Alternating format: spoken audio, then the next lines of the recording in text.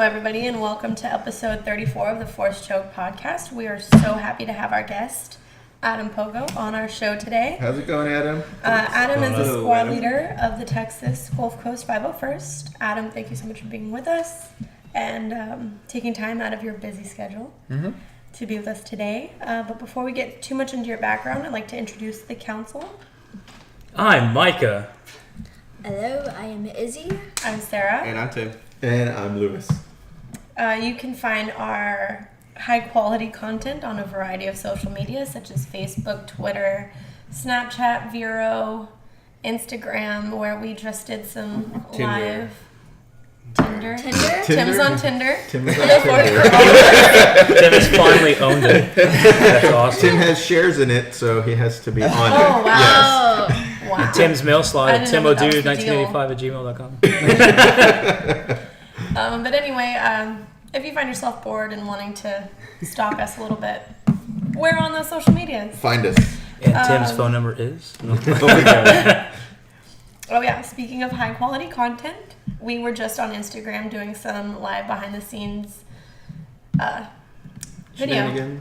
Shenanigans. Yes. And I fought with technology this time. Yes. I did. It was what bad. happened?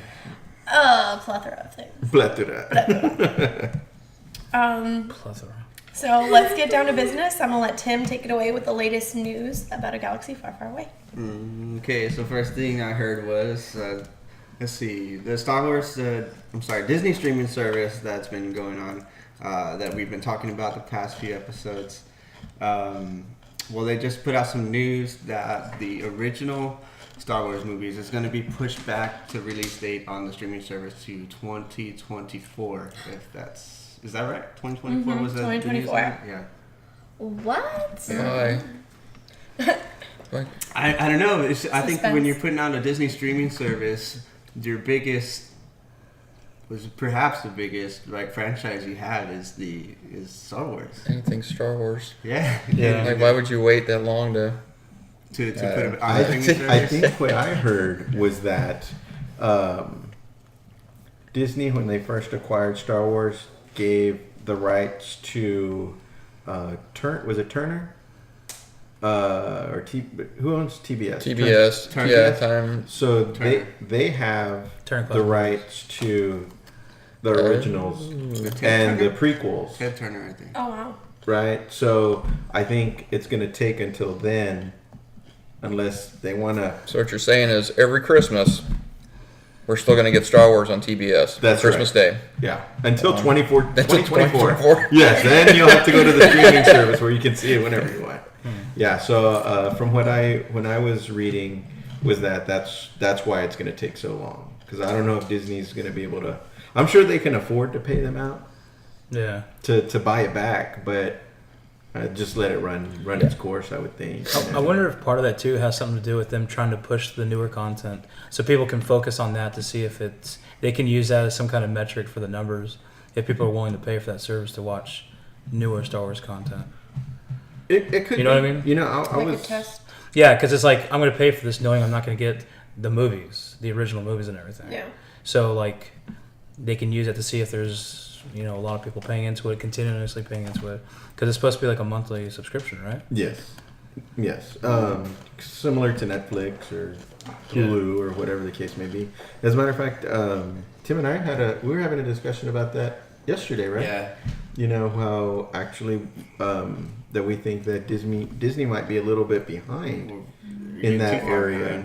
You know what I mean? Yeah. As far as Netflix and that goes, because from what I was reading and hearing was that Netflix has a big foothold on knowing exactly what their customers want, when they want it, what they want to see, how long they want to see it, and they're gathering all that information. Whereas like Disney, yes, they own ABC, they own ESPN, they own so many entities, but that one-on-one knowing exactly what Micah likes to watch at what time. Don't tell him. For how right.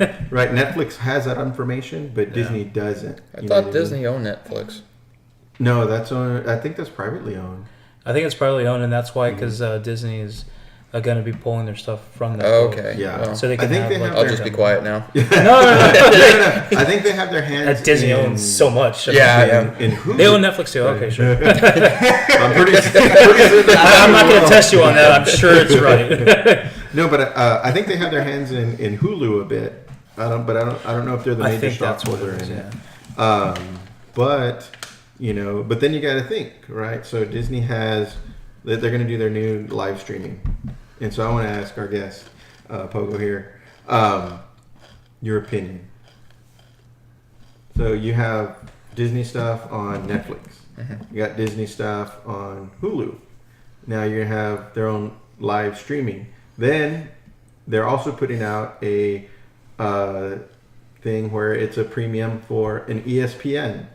So you're gonna have to pay for 4 different subscriptions to get all of the Disney stuff. Plus, if you wanted to watch the rest of their stuff, you have to have a cable subscription. So that's 5 things you have to buy to get all of their stuff, like to get everything. It would be so nice if you did pay for a subscription, you just got That one. Yeah. the umbrella of it. So I don't know if they're going to try to move towards that. I hope they do. Well, I think that's what the premise is going under, though. Mhm. It's because if you want to have Netflix, you don't have to worry about Hulu. You can just pay for Netflix. Yeah. If you want Hulu, you can just have that. You can have it for HBO and everything.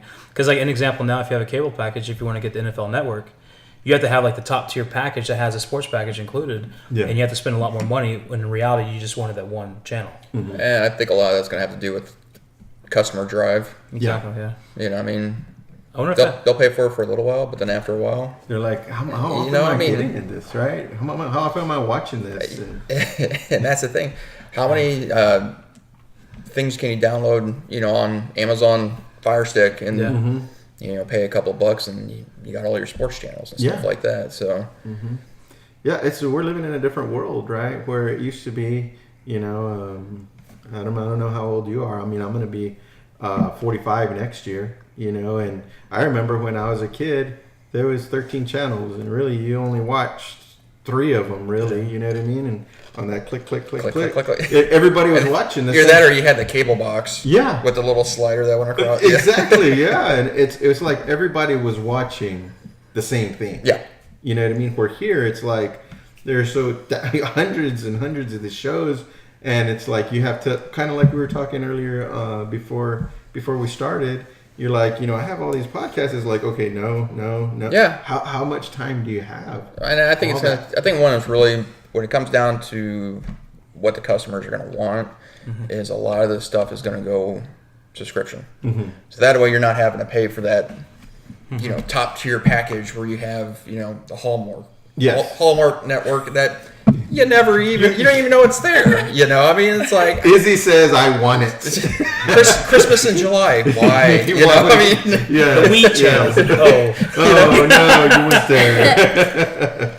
No, but that's so true, I mean, and maybe it's a good thing. Maybe it's a good thing. I wonder, does that have anything to do with the net neutrality stuff? The winner? The net neutrality?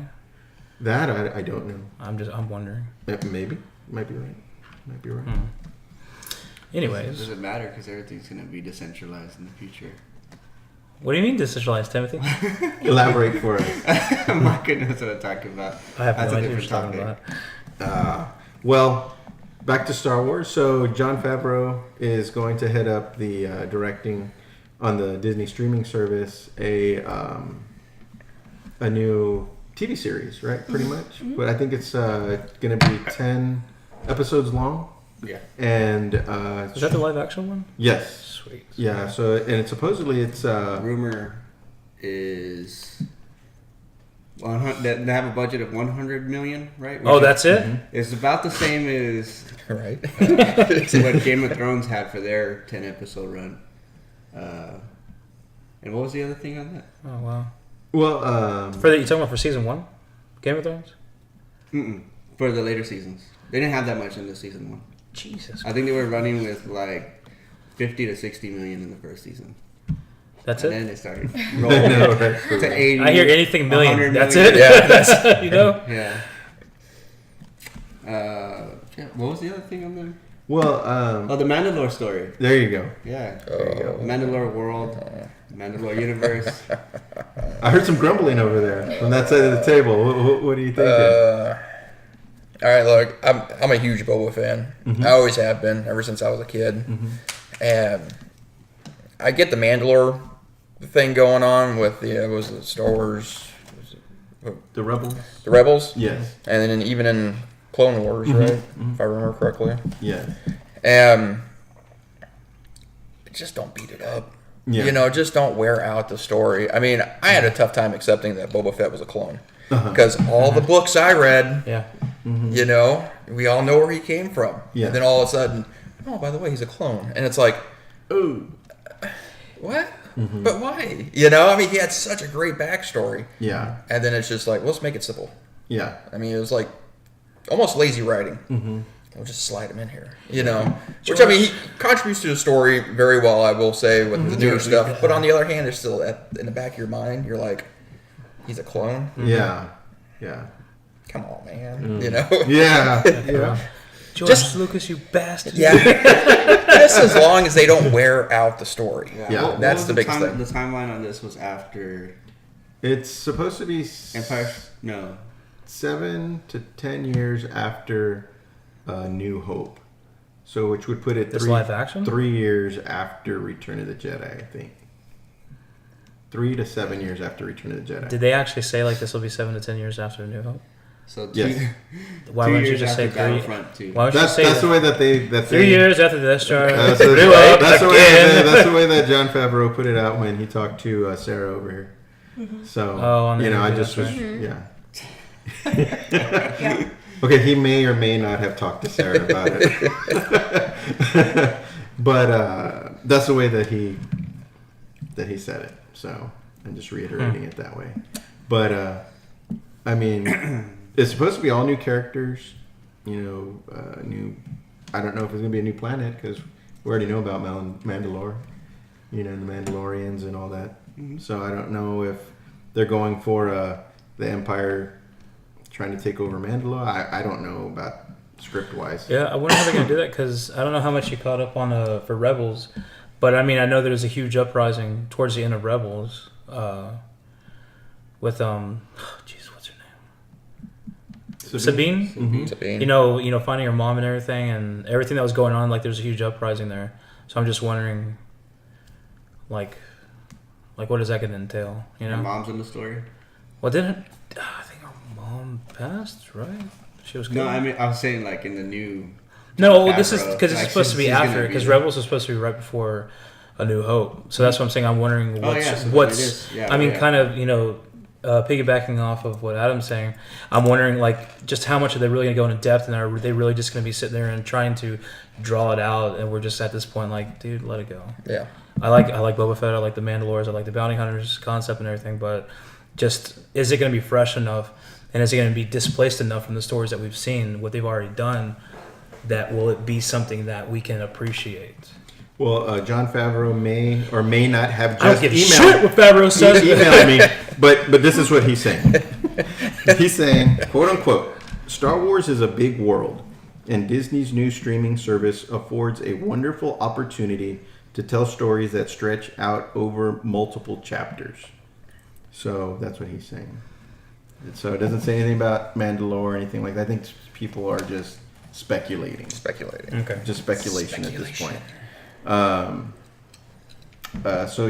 So this is something else. The yet untitled series will take place 7 years after Star Wars: Return of the Jedi. Will center on new characters. Favreau is penning the show right now and executive producing it as well. It says it could also launch alongside a live-action Marvel show, a Marvel Monsters Inc. animated series, and a High School Musical TV show. I'm down with the Monsters Inc. animated series. Right? Yeah, why not? And it's saying that a Disney streaming service will also launch in 2019, and the company is developing not just one, but a few Star Wars series specifically for the Disney direct-to-consumer app. So there'll be more coming after that, I'm assuming. Sounds like they're going to have a lot of content. I mean, they're going to need a lot of content, but... They are. I agree. So I'm wondering if they're going to get some kind of partnership with Netflix to take the shows that they've already accompanied with, like Marvel, to pull that on their streaming service. I don't know. You know, To be honest with you, I think they could leave it and just. I'm sure Netflix is leasing those series from them. Might as well just keep making the money for them. You know what I mean? yeah. That's my opinion. But so, who's it? What look else like you got you're for us? excited about the High School Musical. I was actually. I was like, hi, school. Wait a minute. Adam, you're excited about Monsters Inc. Why not? Right? Right. My kid loves that show, so I'm like, Yeah. you know, after a while, you kind of, It's fun. you know, Mike Wazowski. yeah, that's That was a cute movie. I'm not gonna lie. I almost cried. I cried. Did you cry? I saw it the day it came out in theaters. And I cried. Oh, I just like boo. I could see that. I'm assuming that was a little girl in there. Yep. Okay. Too I hadn't funny. seen it Too forever. funny. What? I haven't seen it. I haven't even seen the second one. Oh, university. Yeah. I've only seen the first one. It's Yeah. okay. Yeah. But Sorry, I was watching Star Wars stuff. he was gathering all his information. Oh, those prequels, right? Are you talking shit about the prequels again? I am. God damn it! I like how Mike got all upset when I sent the picture to the group with the prequels. The scene where they're pod racing and all the audience. Was it you or Nate that got Oh God! Oh, the fuck. audience? All the thousands of people in the audience was just a bunch of Q-tips. I think Nate got pissed too. Was that real?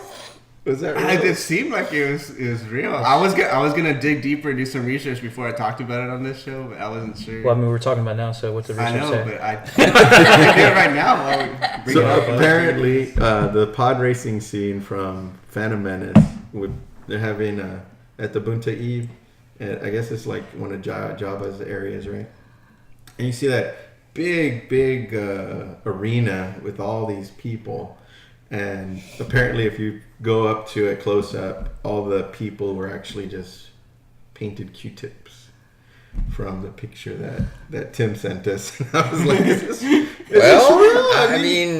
I mean, like, to be honest with you, from far it away, could be. It's it's so far away. It's like maybe, Video FX. Yeah, I mean, I think for one of the Naboo scenes, for one of the waterfalls, they just used coarse salt. I can practical see that. effect. Yeah. You know what I mean? It wasn't water. It was just salt. So, I mean, hey, maybe it was Q-tips. Who knows? It was me crying when I figured out all this stuff. That's what the waterfall was.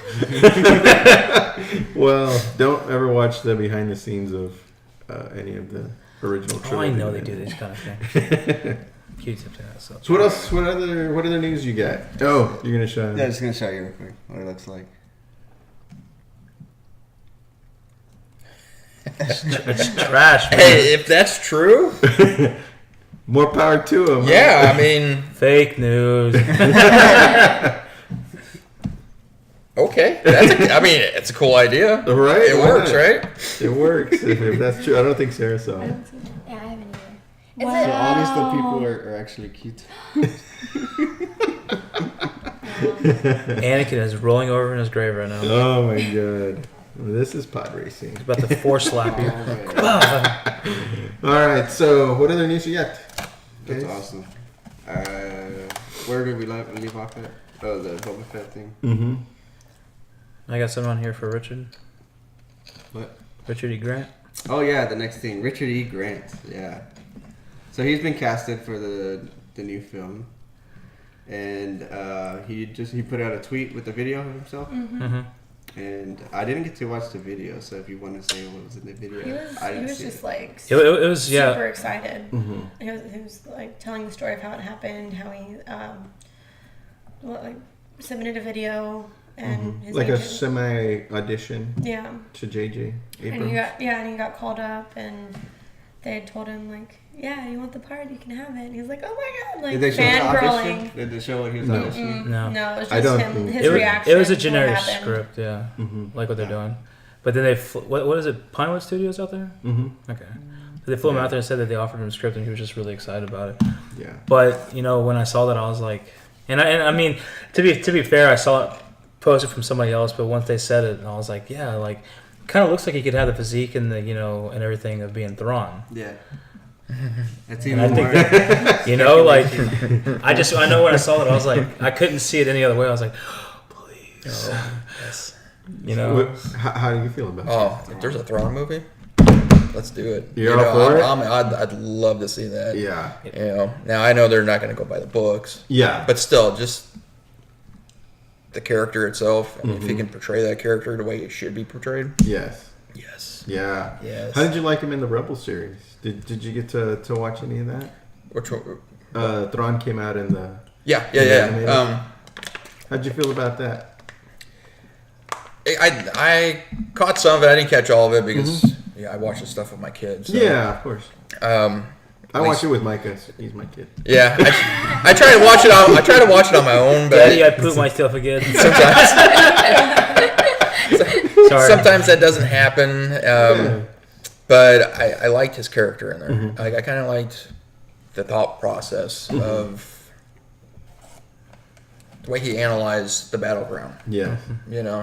And I was like, okay, I like that. Yeah. If they can keep up with that, I like that idea. Yeah. So I'm gonna ask you, did you get to, because you mentioned books and reading with Boba Fett was mentioned earlier. Did you get to read the Heir to the Empire series? Is that the Throne trilogy? Mm-hmm. Okay. The Throne trilogy? I did years ago. Yeah, me too. So I don't remember what was in it. Yeah. But But his character just really sticks out Yeah. in that book, So that would be interesting if they somehow brought him back. And Yeah, because he's still technically alive. yeah, because Because of Rebels. So I'm interested in the actor Grant. Mm-hmm. What other movies has he come out in? Have y'all seen him in? Do y'all know? I didn't know him before. You didn't know him before this?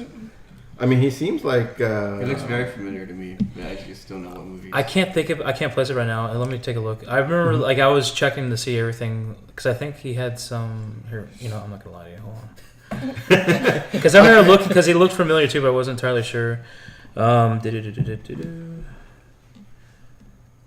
Oh, he played the Doctor in Logan. Okay. Some other. He had a part in Game of Thrones too.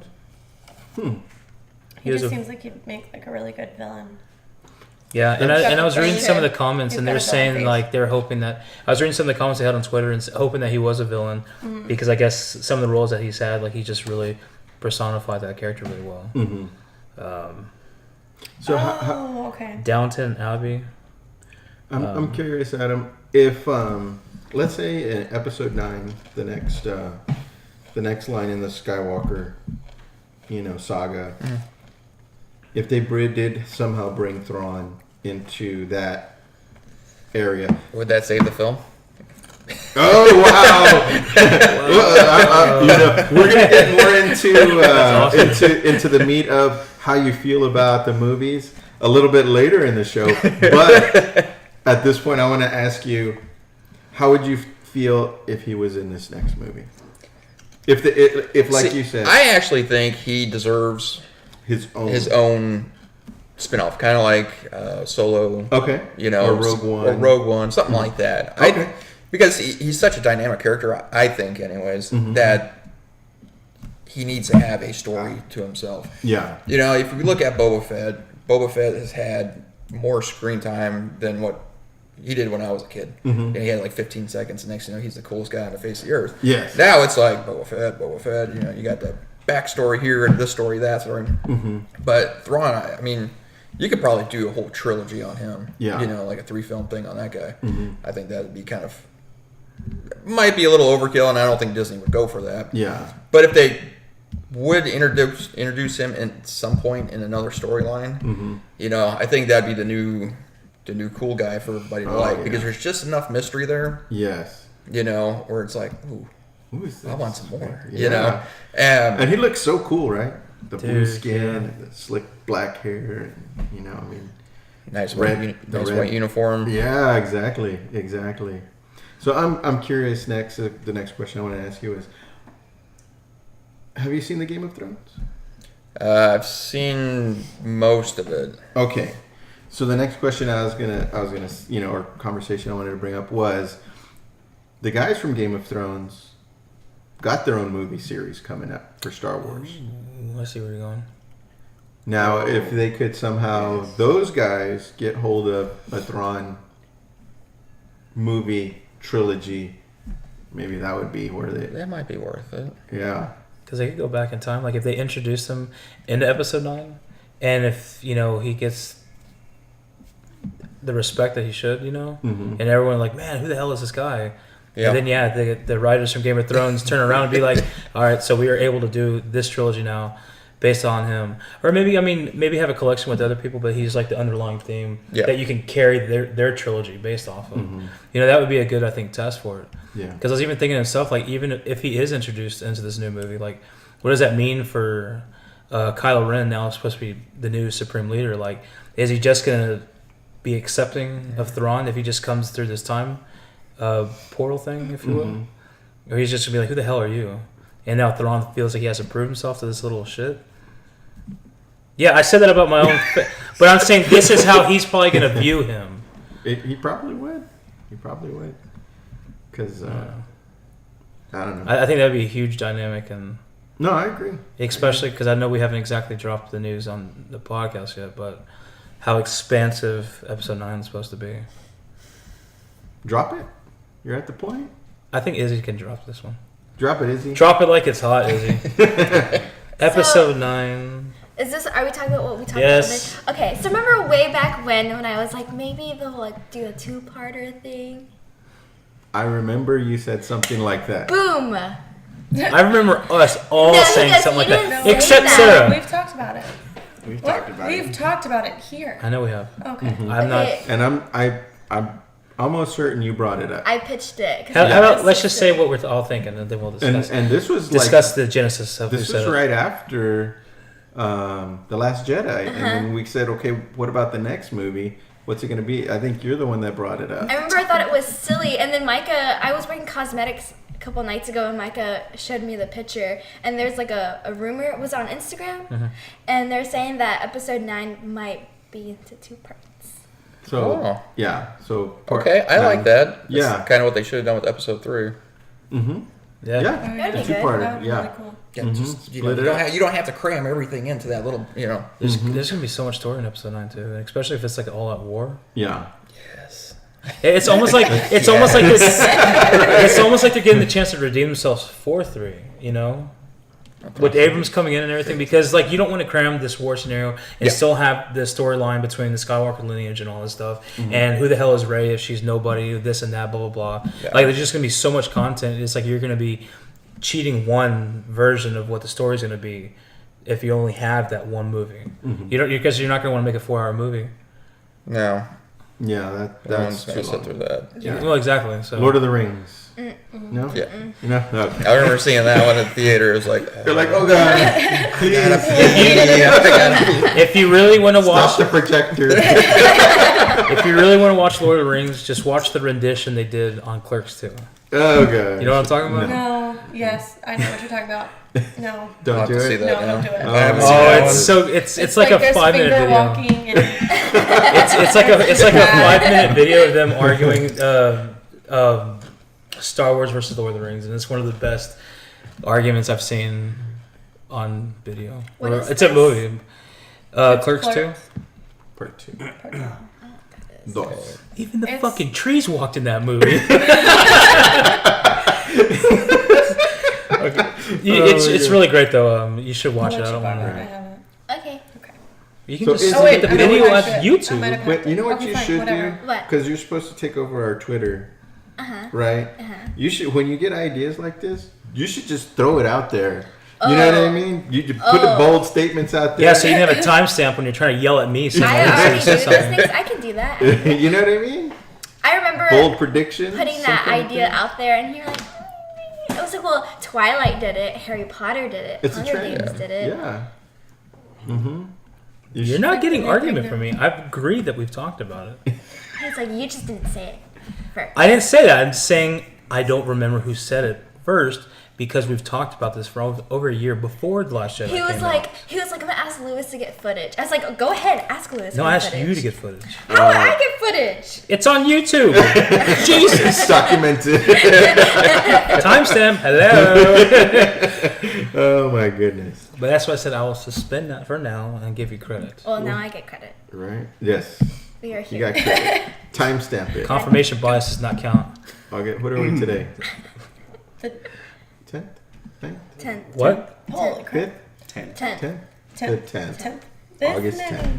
August 10th, 2018. Brandon. We- Oh, I thought you were going to say bitches. So what else you got, Tim? I mean, now that we're talking about the Episode 9. sequel trilogy, So right? the last thing Trilogy. is J.J. Abrams putting out a behind-the-scenes tweet of Behind the scenes tweet. yes, episode 9. Good thing you didn't say a tweet from the or the porcelain throne. Oh yeah. What? The bathroom. I get it. He tweets from the bathroom. By the way, bitches, we're filming. We're filming.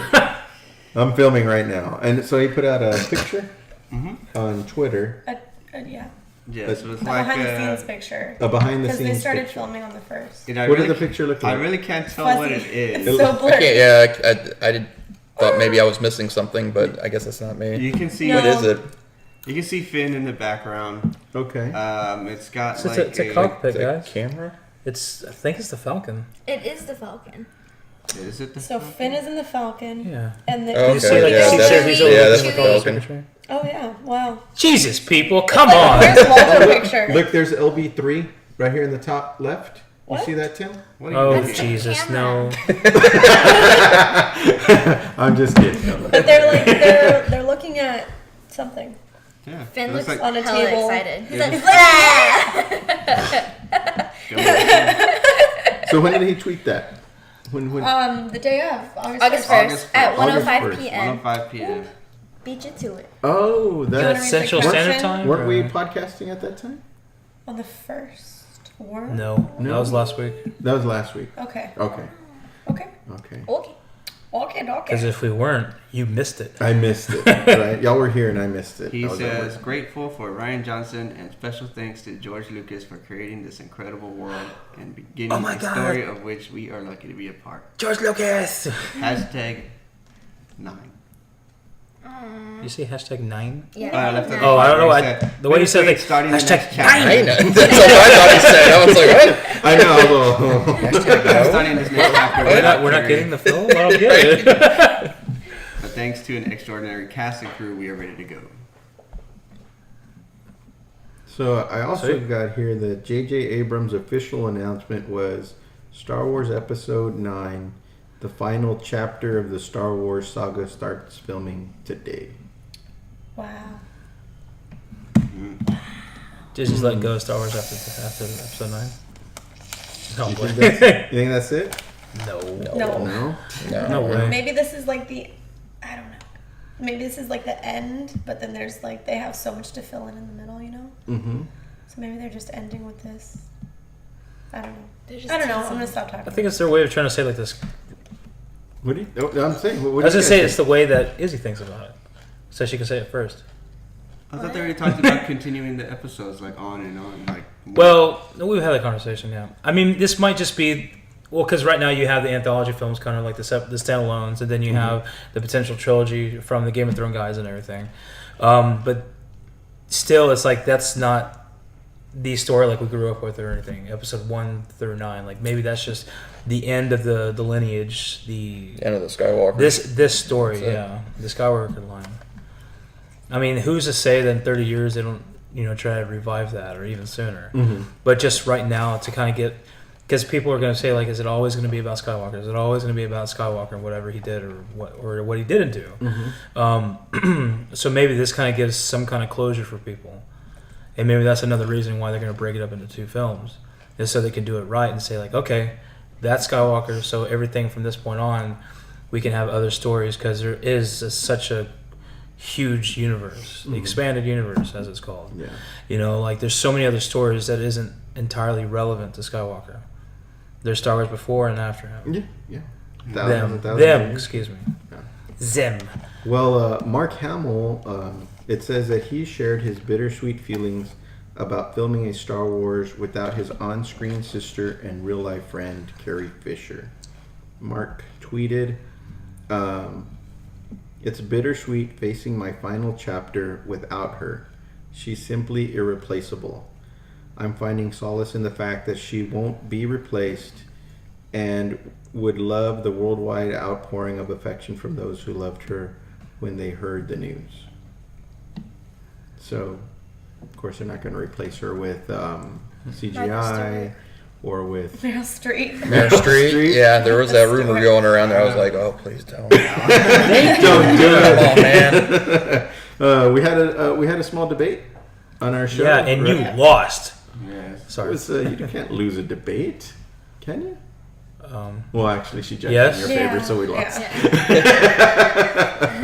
The Honorable Judge Goolsby honor. Again, honorable. Well, kind of like, well, whatever. Honorable enough. Yes, I don't remember where yes. it came through, but the information's out there with her in the movie. It's from scenes that they had. Well, see, it's funny because they said it was from scenes that it wasn't aired from episode 7. Mm-hmm. You know, how they're going to use Carrie Fisher in the next film for Leia. But you would also assume that they would have stuff from 8.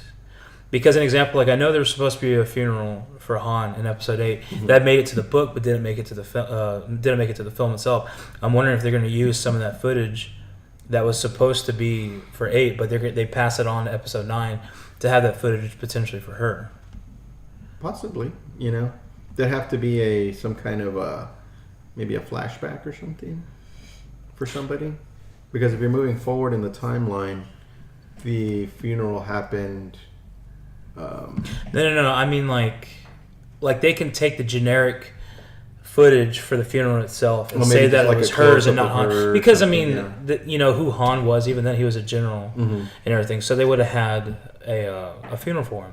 And then Leia, if they are able to kill her off in the film, she's going to have a funeral procession too. So I'm not taking away that Han didn't have a funeral and the enclosure of what episode 8's time frame was, but that they're just going to use the generic footage of what they shot for that, and they're taking that generic footage. So it's not going to show like this is for Han. Like they're just going to have like, okay, we're moving towards this, so they can make it more specific to Leia. How would y'all feel if they didn't kill her off? It would be too much of a breach of the story. Like it would not make sense. Yeah. Because we're all expecting it, right? Yeah, I mean, you can't. It's not going to be something surprising when it does happen. Well, unless depends how they do it. And can you really get closure? For they're talking about ending the saga, the Star Wars saga. Episode 9. Can you really get closure from that? If it's still she has some incomplete scenes that may make sense to the story, but then the ending of it, she's going to either be a part of it or she's not because she's passed. Well, and that goes to what I'm going to ask you guys, or the whole table next is, these characters that are beloved, Han Solo, Luke Skywalker, Darth Vader, Anakin, Obi-Wan, they've all had these epic deaths. I mean, they stand out in your head. You know what I mean? I wonder how they're going to do it with her, with minimal footage. You know what I mean? What I don't want to see is you roll into the movie and she's already gone. Yeah. You kind of want to, hey, she's on that transport, and give us something. You know. Mm-hmm. Yeah. We kind of touched base on that with one of our previous guests, Saya. She's a cosplayer, and she was mentioning something kind of similar to that, like her getting killed off, or maybe she's even dead before like the movie starts and everybody's looking up and you see a statue of Leia or something of that nature. Yeah. You know what I mean? Which is very similar to something that you're talking about. So I'm just curious what amount of footage that they did have to be able to put something together to give her an epic death or send off or something like that. You know what I mean? Or I don't know. I'm just very curious how they're going to do that. Because I'm wondering, episode 7, like you saw that she obviously felt the Force when Han was, stabbed by Ren. Yeah. I'm wondering if they had different scenarios and how they wanted to portray that. And maybe that's a scenario they can use. Like somehow she gets either pierced by a lightsaber or shot by something, or some kind of footage where at least they can maybe change the background, but showing like she's in some kind of moment of grief or pain or anguish or something, and they use that to kind of segue into saying like she passed or she died in the movie. Mm-hmm. Does that make sense? Yeah. Because I mean, there are some things in the movies that she had scenes in which is kind of like you could probably somehow turn that into a death scene. Mm-hmm. What are you talking about? You want to see her die on No, screen? I was like thinking. I was like, what if they try to make her die like Padme or something? Like she was just like, I'm done. Oh, like dying. with a Oh broken heart. God, I no! was Died like- of a broken heart. Yeah, she's giving up the will to live. I was Well, like, she's a twin, and she's connected to Luke. Mm-hmm. Man, I don't want to hear that So a bullshit. little bit of her death. I was like, I mean, it's a possibility, Yeah. I hated that. You're cringing. it's a possibility. I mean, and you can see that happening, Mm-hmm. but then again, I want to see her go out in a blaze of glory. Yeah. You know, Hardcore. the way she should go. Yeah. You know. I agree. I totally agree. I'd be very upset. I didn't have worries. Now I have. Now you're worried. You're welcome.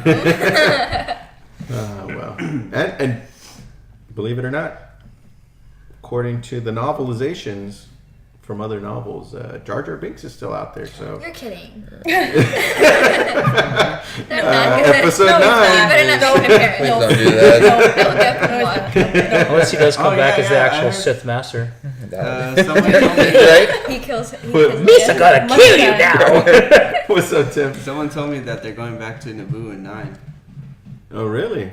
Yes. Who told you that? Inside source or what? Yeah.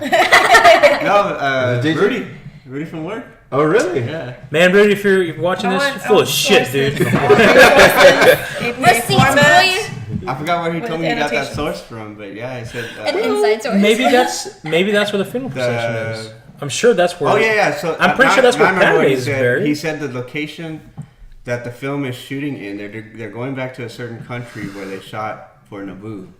And so he feels like them going back to that same place, they're going to be shooting for Naboo again. But that's not where they were. Well, I guess that's where they were conceived, but that's not where they were born. That's not where they were born, but it would make sense, like That's bury it. family members together. Mhm. And you got to assume that Padme went back to Naboo when she passed. Mhm. So I mean, that would make sense. Like Yeah. your little family cemetery. Mhm. Meet the Skywalkers. Where's It Snoop? sounds fucked up. Oh my god. People are all, there's hauntings all over the place. Yeah. See Anakin just playing ping pong or something. Let me out of here, damn it! Now that we're talking about all this stuff about episode 9, I mean, how are they going to fit all this into like 2.5 hours? It's a lot of story to tell. It is, because then I don't remember if it was Micah and myself or Tim and myself. We were also talking about the Knights of Ren are also out there, and they're rumored to be brought into this movie as well. they better and it's come like, on, oh my man. god, how do you compress all this story into 2.5 hours? It's like either it's just going to be a movie where it's just go go go go go from beginning to end. Yeah, but you leave out so much Yeah. if you just try to compress it down. I mean, Yeah. and like you were saying, cutting it up in 2 films, Mm-hmm. maybe cut it up into 3 if you have to tell that storyline. Mm-hmm. Because, I mean, that's the thing. I mean, you're going to leave so much out. Mm-hmm. And then you're going to be like, well, what happened to this? And so many plot holes, and it's just, Yeah. make it good, Yeah. Well, yeah. What do you think? What do you think? Well, I mean, I think breaking up into 2 would be probably the best venue, especially because you have seen these list of huge movies have these grand finales that they need at least 2 movies, as you described. Harry Potter, even The Matrix did that. Remember, they had Reloaded and Revolutions right next to each other. But also too, like some of the story is really like integral, but may not need that much time. Like an example, kind of like like what I was talking about, maybe seeing the statue. It might just be a thing in passing, like because there will be a time separation. There has to be a time separation from 8 to 9, so it might just kind of be like where say they're walking around in Coruscant or something, you see a statue of Leia, and then like there's little flashbacks. You know, seeing like the funeral procession or something like that. Like I feel like there's ways that you probably can do it to get that narrative in there without spending too much time in it. But I mean, y'all are absolutely right though, because there is going to be a lot. I mean, I have faith in JJ. Oh yeah. But if they do 2 stories, it better be JJ. I mean, if they have 2 films, Yeah. if they break it up, it better be freaking JJ Abrams. I think I think you brought it up that that JJ, once he finished 7, he said, I'm not doing 8, because I think he felt a lot of pressure from the fans, and I mean he's a fan himself. He said it before. Was it? Did he? Okay, well, can you gave him to us about that? Again, if I remember correctly, they wouldn't give the entire trilogy to him, and he said that he would love to, but he knew that was going to be too much, so he just simply said like, I'll do the first one for you, because there's already so much pressure, because we didn't know anything that was going to happen, and that's one of the hugest tests to bringing back Star Wars is that first movie going to make sense? Is it going to fit in the storyline? Is it going to bring new people in? And I think he did a great job at that. And at the end of 7, it was already established that it was going to be a different director, but he was feeling some sense of regret not taking on Episode 8 because he knew, like, I think at that point, once he saw the feedback that he was getting from the fans and even from Disney itself, it's kind of like, okay, I did it good. Well, shit, I would like to do 8, but I can't anymore because it's already kind of passed off to somebody else. I think it's just I think he wanted to make a good story, and he was also a fan, and he just wanted to do things right, and he wasn't sure how it was going to end up. So it's easy for him to say, like, I'll do the first one. So, like, if I shit the bed, the next guy can kind of try to reconstruct the storyline for it. Yeah, trying to save it.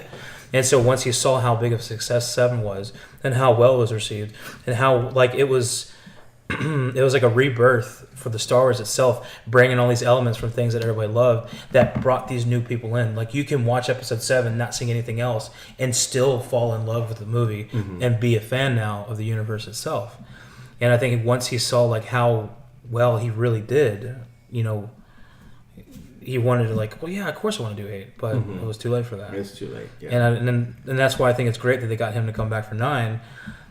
Seeing again that kind of feedback, what happened with 8 is kind of like, all right, I'm coming back, Daddy's home, and I'm cleaning the fucking house. Oh my god! So I don't know. Well, that's. But I have faith in him. You know, I think he's gonna have a badass movie. Yeah. For the fans, for the story. It's funny how on our last 2 podcasts, I think we were talking about some fans being venomous towards whatever the movies we were. are Venom. Sorry, go right? No, but it's okay to disagree. But some people were like just going like just getting ugly about it. Yes, yeah. You know what I mean. And it's like, come on, you know what I mean. But it seemed like JJ put out that tweet, and then it's like, oh, okay, we're good. Yeah. Star Wars is back. Yeah. Hercules. So it's like, okay, come on now. Let's stop being silly. But no, yeah, I was just wanting you to comment on how JJ felt about finishing up the first movie, and was like, maybe I should have just done the whole thing. So maybe he will. Maybe if they're like, yeah, let's split this up into 2. Will you do the next one? I'm sure he would. I think he would love to. Yeah. Yeah. To finish it off. I mean, probably, in all honesty, Lucasfilm probably even said, like, hey, maybe it would be best if we did 2, only if you're going to come in and do the second one. Yeah. Because seeing, like, I mean, I know Kathleen Kennedy really enjoyed Rian Johnson, what he did and everything, but seeing that maybe her opinion isn't the best because the fans didn't receive it as well. Yeah, I mean, we'll see what happens. Yeah. We'll see. Because as a leader, sometimes you have to make tough decisions, right? Should we just keep doing what we've been doing? It's been successful, but are people going to get tired of that? Yeah. Or should we try something new? You know what I mean? Because the crew is getting into this. The director's getting into it. Everybody's behind it. It's something new. It's something fresh. Maybe this will work, and maybe our fans are going to be really not just energized about Star Wars, but re-energized about Star Wars because it's something totally that we're not used to seeing. You know what I mean? So as a leader, and she's the leader of Lucasfilm right now, sometimes you make those decisions, and sometimes you fall flat on your face. You know what I mean? No, I mean I completely get that too. But right now, I think they're finally kind of getting the idea. It's like we enjoyed it. Us as fans, like we enjoyed it. Of course we did. We enjoyed, I want to, nitpick at episode 8, but it was still a good Star Wars film. It still carried the story. There's things I wish they went in a different direction, but it's not like I'm never going to watch Star Wars again. That bullshit. Han Solo movie, I think it was a great movie. But it seems like since that episode 8 came out, there has been this decline. And I think also as a leader in her place, she has to take a step back and realize, like, all right, I think I did was right, but the money's not coming in. And that's kind of probably how her power comes into be. Yeah. Because if you just see a delineation, from that point on, change has to be made, or she won't be the leader anymore. No, and that's a sign of a good leader, right? Is being humble and realizing that maybe I'm not right. Yeah, you have to make that observation, right? Yeah. Did it work? If it didn't work, why didn't it work? You know what I mean? Who are we catering to? Now, am I catering to myself as opposed to what my fans need and what my fans want? Yeah, exactly. You know what I mean? And if they change direction or switch gears back to something that we're used to, then maybe she is the leader that we thought she was. We never know. You know what I mean? Only the future will show. With this new film, not the one we need, but the one we have right now. Exactly, it's true. It's so true. You know what I mean? Yeah. So. But do you have any more news, Tim? I think that's it for now. That's it for now. That can't be it. What am I missing? Something? I don't know. There's something. Tim. That's everything. That's everything. Really? That's everything? Everything. Tim, tell him. That I was aware. Tim, tell him. I'm just messing with you, Tim. All right. Okay. I'm not. You're not. Oh my god. You tell me now, damn it. So now we're gonna move into Q&A for you. Oh, sweet. Yeah. Oh my goodness gracious. On the hard stand. So we're gonna spend some time during this segment to get to know you a little bit better, Pogo. So the questions will range from involvement in the 501st to your fandoms, a small pop quiz, and the fact that there's absolutely no positive evidence that the moon even exists. What? Wait, never mind. What did you say? I'm like, what? Never mind. Anyway, so the first question I have for you, Pogo, is can you elaborate for our listeners what exactly is the 501st and what do y'all do? So the 501st is basically a big costume club. It started off as a small group of people, just Star Wars fans that had Star Wars costumes, and eventually it's grown into this huge worldwide thing. I was looking at it this morning. There's 25,000 costumes in the 501st, 20,000 members in 60 countries, I believe. 60 or 62 countries. That's amazing. Over the past 20 plus years, you've grown into this huge costume group.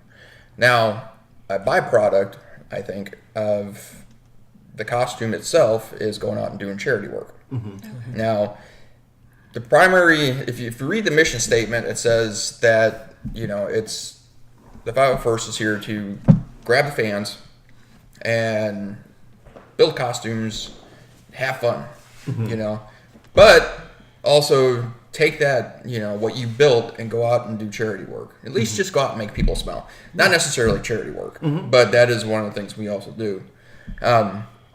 And it's interesting. Like some of this work I've seen guys put into costumes, absolutely breathtaking. Like it's spot on, and it's great. And you're just like, wow. Oh, mine sucks. But I mean, that's the thing. Like, I'm not gonna say everybody in the 501st knows everything, because there's different levels.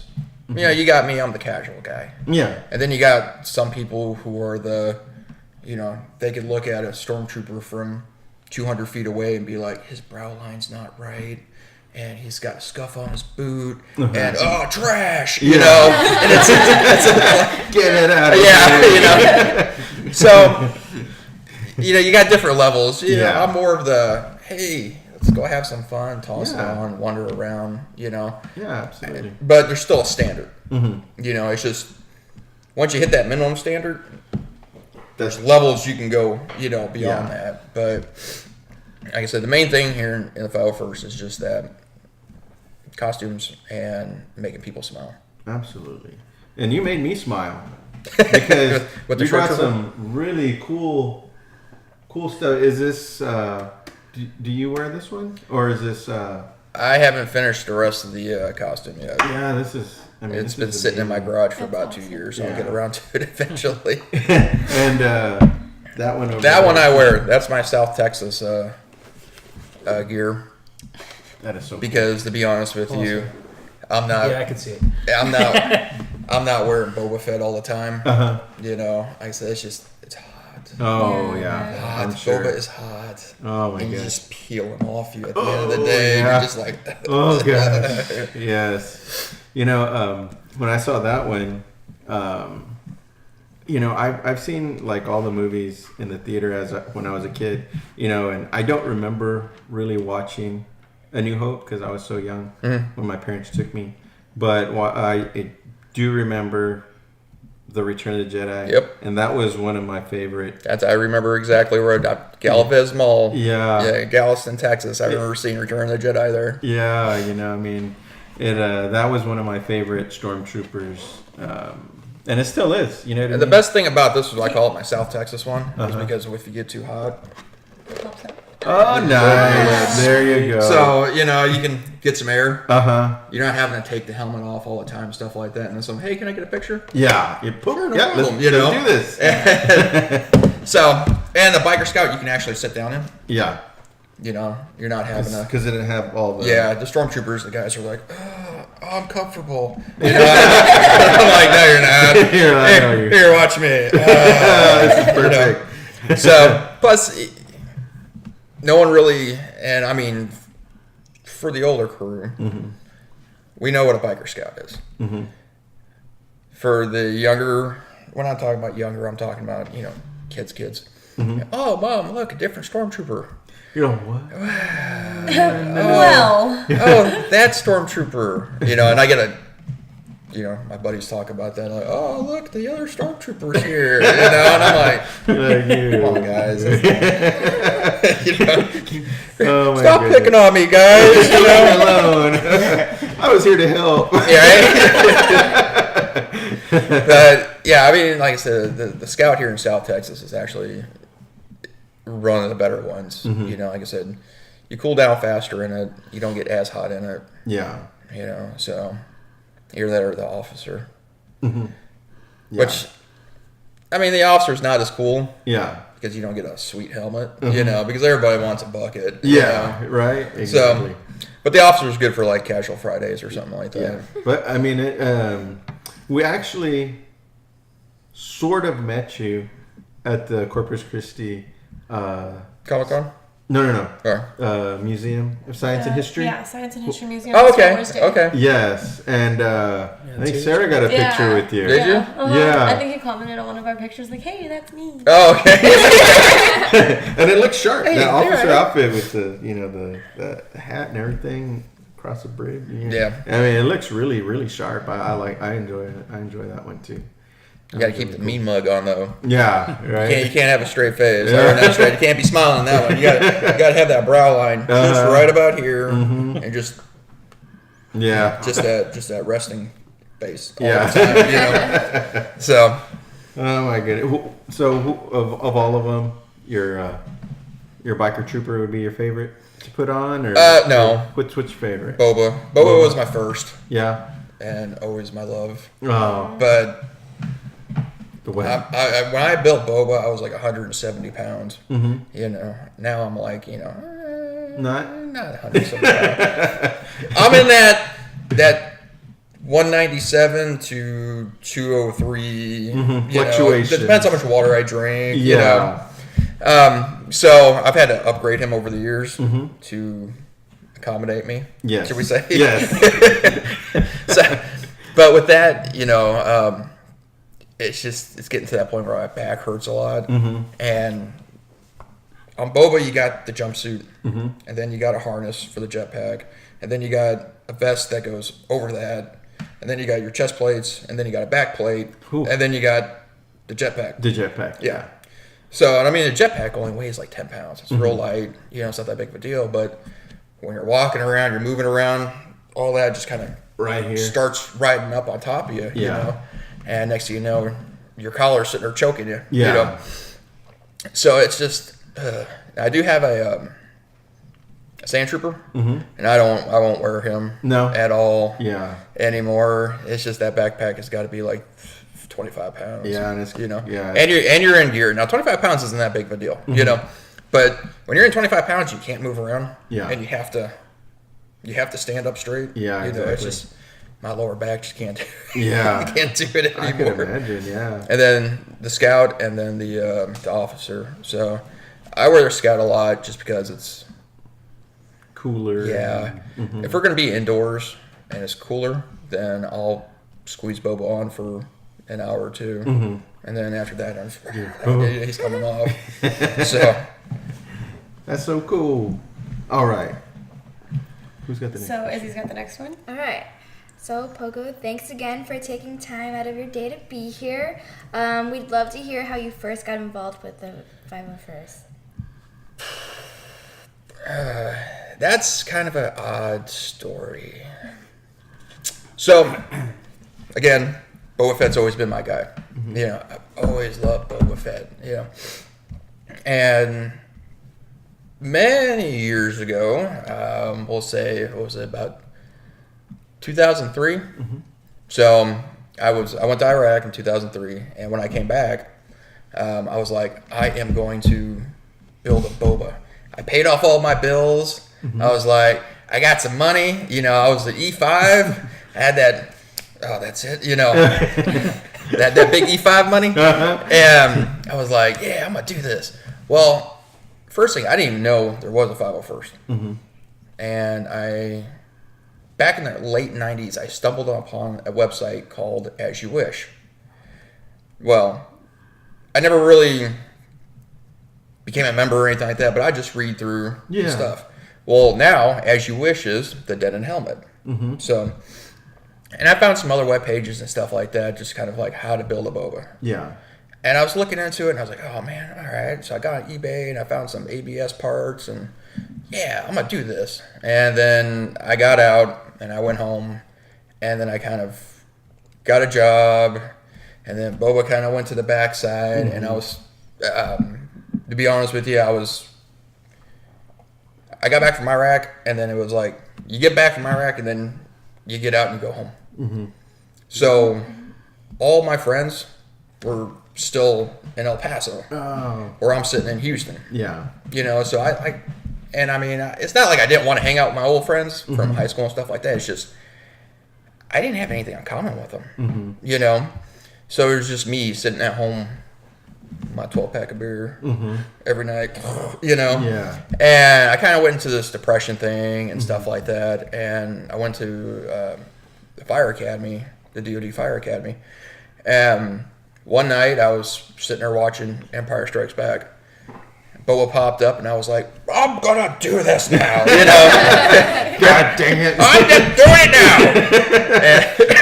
And so in 2004, that's when I started getting stuff. I found a Dead in Helmet, and that's the key factor. That's the thing that really got me into it. Still didn't know what the 501st was. Never heard of it. But I kept seeing 501st pop up. Here and there, yeah. In the Dead in Helmet, just here and there, and I was like, what the hell is this 501st stuff? I don't know what this is. Yeah. So I just kind of ignored it. I thought it was one of those, because they use a lot of acronyms. Yes. So I thought it was just an acronym for a part. Yeah. No, it was after that I started buying parts and stuff like that, and I searched back then. I don't even know what browser it was. It was or what web engine it was. It was probably Yahoo or Alta Vista or something like that.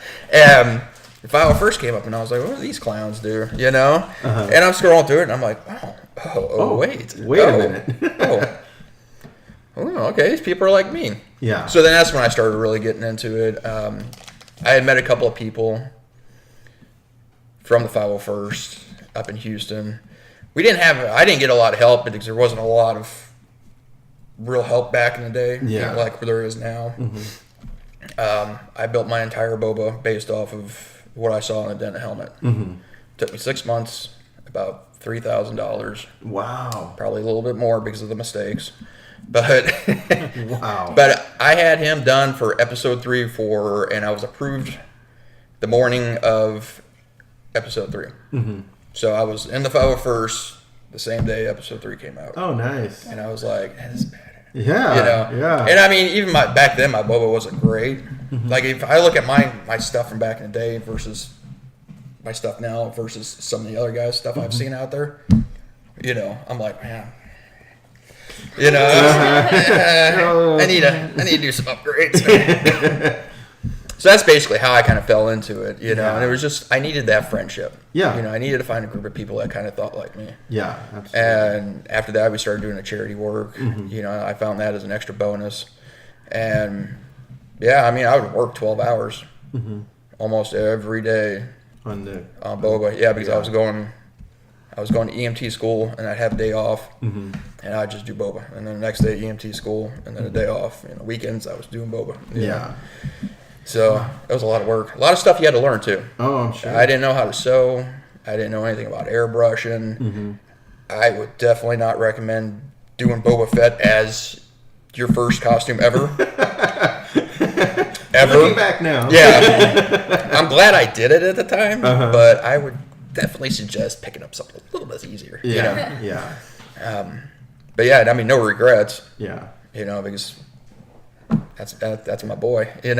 Well, for the team, we thank you for your service. We really greatly appreciate it. The hard work of gentlemen and ladies, that are out there, working for the military, give us the opportunity to do what we're doing today. You know what I mean? So you'd be surprised how many people in the military, like if I were first, how many military members they have. A lot of police, a lot of military, a lot of fire departments, EMS. And that's one of the things I really liked about the 501st is you get to meet people that you would never have any chance of crossing paths. Yeah, absolutely. I know guys that work at the Mission Control in Houston. I never would have ran into them ever. I know a guy that runs his own business. He's a CEO. Never would have ran into him. Otherwise. Exactly. But you meet just wide swath of people. Yeah. Homemakers. The unemployed. They just have their stuff, and that's the cool thing about it is it's not one particular group of people. It's the whole collection. Yeah. Of, do you like Star Wars? Yes. Well, come on in. Yeah, and that's it. I mean, that's it. That's the criteria, and that's the best thing about it because, we go to Houston and not Houston, but San Antonio and do stuff, and San Antonio comes down here and does stuff. Yeah. And we know them. It's part of our family. There's no, hey guys, how you doing? No, you walk in, you give them a big hug, and that's it. You don't even know if you've met the guy before. Yeah.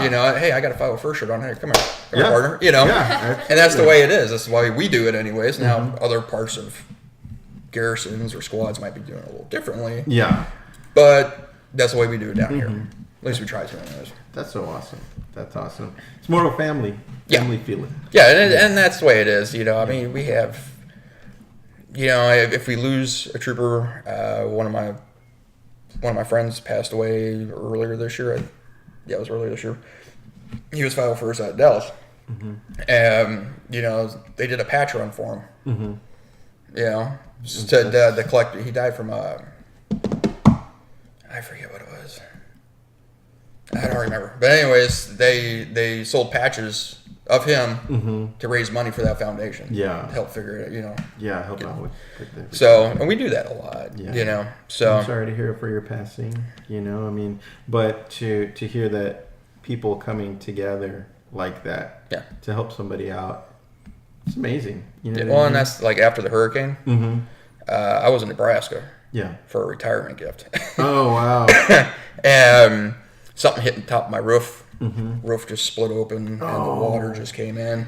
And then it was 501st members on top of my roof the next morning. Boom, boom, boom. Oh, wow. You know, banging in, which, hey guys, thank you. I appreciate that still.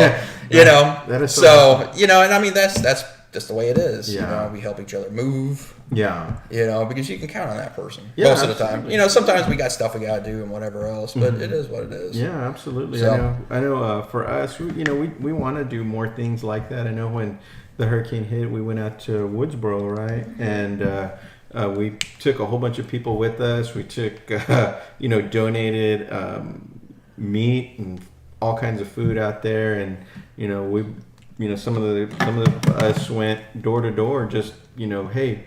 We want to give you a meal. You know what I mean? We set up barbecue pits out there. We were barbecuing all day, and Yeah, I mean, on my days off from work, because I didn't have money, the insurance money yet to fix the house, I'd go out to, was it Rances Pass? To to the cowboy camp or something. Was it Rances Pass or Port Aransas? I don't remember. It was one of those two. But I'd go out there and just serve food. Here you go. Here you go. Yeah, here's some more food. And that's what's so awesome. When I first heard about the 501st several years back, I can't even say how many years back it was, but I'd look at the pictures and I'd be like, man, this is so cool. You know what I mean? I never myself have thought to build a costume or anything like that, but just to see the interactions with the public and and charity work and stuff like that. For me, it makes me feel good. Yeah. You know what I mean? It really does to see that out there. There's a lot of standing around. There is, but I know for me, like, and I'm just going to talk about myself personally. When we saw you guys at the museum, I felt like a kid again. And I'm like, 40 whatever, you know what I mean? And I felt like a kid, you know what I mean? Just, seeing stormtroopers. And it's like I tell people, I used to tell people, it's like, you think the kids get excited. You wait till that adult shows up that saw Empire or Return in the at the theater, and all of a sudden they're kids again, and it's fun. Sure. Underneath their helmets, there's a lot of smiling going on, but I mean, it's good times. Yeah. It's hot, but it's good times. Yes. Yeah, absolutely. All right, next question. Who's got the next question? I got the next question. Tim's got the next question. Yeah, I don't have it on my phone. All right, so Adam. So, if our fans would like to connect with you for you and the 50 or the 501st, what is the best place to connect with all of you? Okay, so we do have a Facebook page. The Texas. Trying to make sure I get it right. Texas Gulf Coast Squad of the Star Garrison. It's big, long. So very, very. Yeah. I was like, we just couldn't go as simple. No, we gotta make it. All right, that's too simple. I love y'all's logo though. Yeah. That was. There was a lot of debate on that. Mm-hmm. I wanted a shore trooper. Mm-hmm. But I got outvoted. So. Wow. I was like, I just want a shore trooper on top of the. No. We all came to agreement on a hammerhead. Mm-hmm. But it was just what was going to get on top of the hammerhead was the question. Yes. So the logo is pretty cool. I like the logo. Everybody likes the logo. Yeah, it's really nice. It's definitely one of the more sought after patches we have. We get hit up a lot. So that's awesome. It's and I didn't create it, so I gotta get. You're like, I'm not gonna take credit for it. I didn't have anything. All I said was like, okay, well, let's put that one up for a vote, that one up for a vote, and that one up for a vote. Yeah. And they voted on it, and it was like, all right, we're gonna go with that one. All right, guys. So that's cool. So lots of places to hook up with you. Yeah, I mean, you can get on the 501st because we don't have a web page ourselves, but the 501st.com. 501stlegion.com. Because if you punch in 501st, you'll get to 501st Levi's. Yeah, so you're probably not looking for a pair of pants. I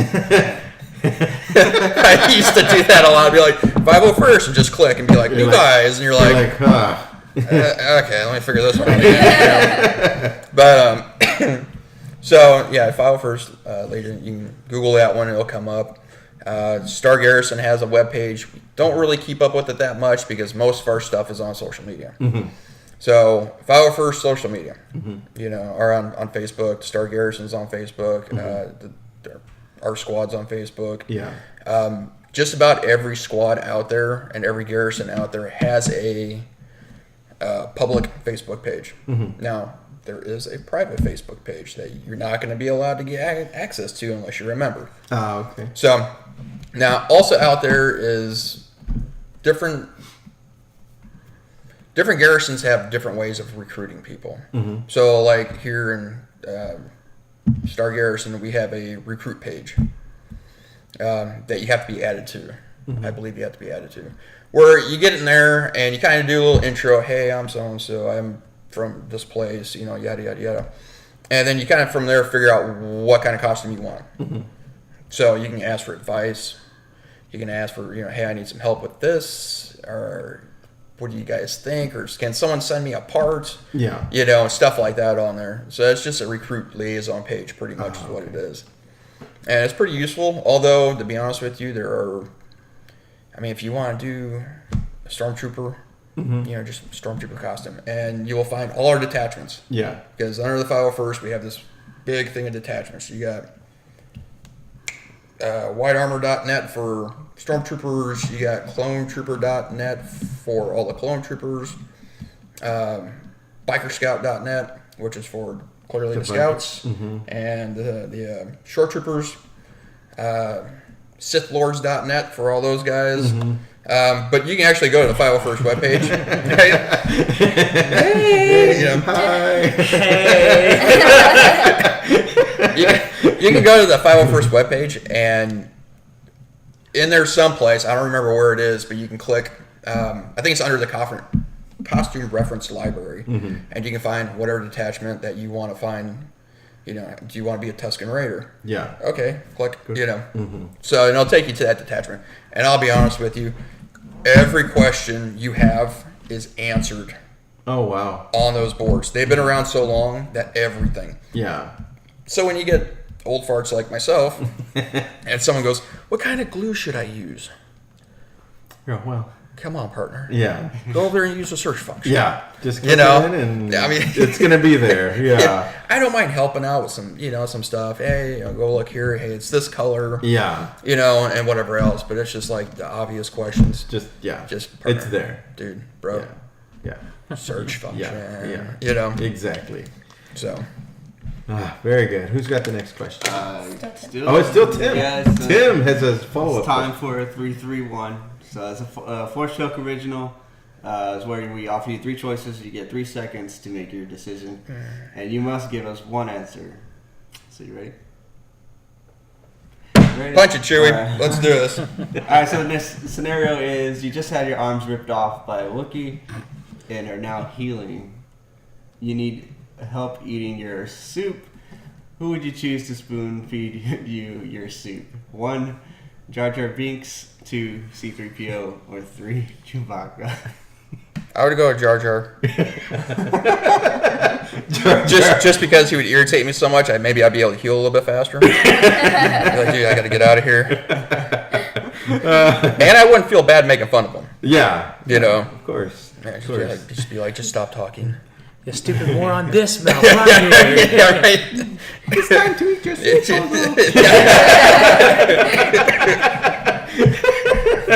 I'd just be like, I hate you. Oh my god. Very nice, very nice. Jeez. Micah? All right, so Adam, you share the first name of one of my favorite Star Wars actors, Adam Driver, of course.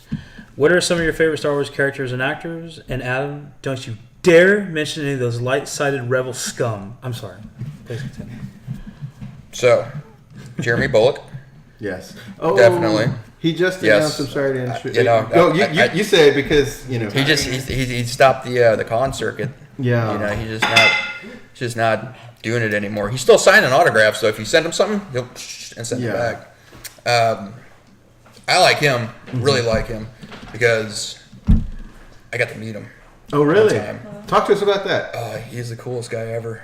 Like, you know, whenever you get to meet like someone you just like, not an idol, but someone that you really kind of look up to. Not really look up to, should I say, but somebody you always wanted to meet. You know, you just kind of start geeking out. Yeah, of course. And then you meet them, and it's like, you're like, complete opposite. Yeah. Like, I was ready to be disappointed. Yes. And I wasn't at all.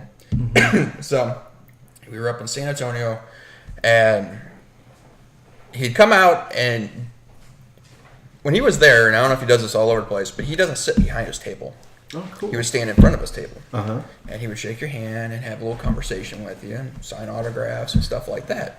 And it was like, wow, this is all right. Yeah. So I got myself a Master Replica helmet? Yeah, Master Replica helmet. Boba Fett helmet. I'm waiting in line. You're like, yeah. My hands all sweaty. I'm like, yeah, this is awesome. You're like, I'm standing in the line, waiting.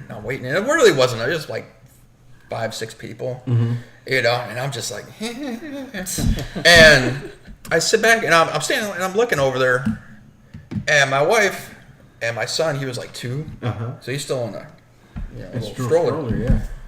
And Jeremy's wife and my wife are wow. and I'm like, what are you doing? what is this about? Like, what? And then Jeremy turns around and he starts laughing and they all cackle, you know, and I'm like, what the hell is this bullshit? Yo, baby, like what's going on, you know? And, you know, I'm getting up there, you know, I'm getting closer and I'm getting closer. And Jeremy turns around, he's looking down at my kid, and he's like, hey, partner. You know, he starts talking to my kid, and I'm like, you know, you got that look on your face like, oh, this little turd. You know? That's supposed to be me. Yeah, right? You know? How are they getting? And I'm back here in the back of the line. So I finally get up there, and I'm talking to him. You know, and I'm like, you know, drooling on myself. You know, and he's joking with me. He's like, a helmet. Yeah. Like, my helmet, please. And he's like, yeah, sure, no problem, man. You know, it's a really nice helmet. Did you know, what kind is it? You know, he goes, this is almost the exact weight that I used to have. And I was like, oh. Yeah.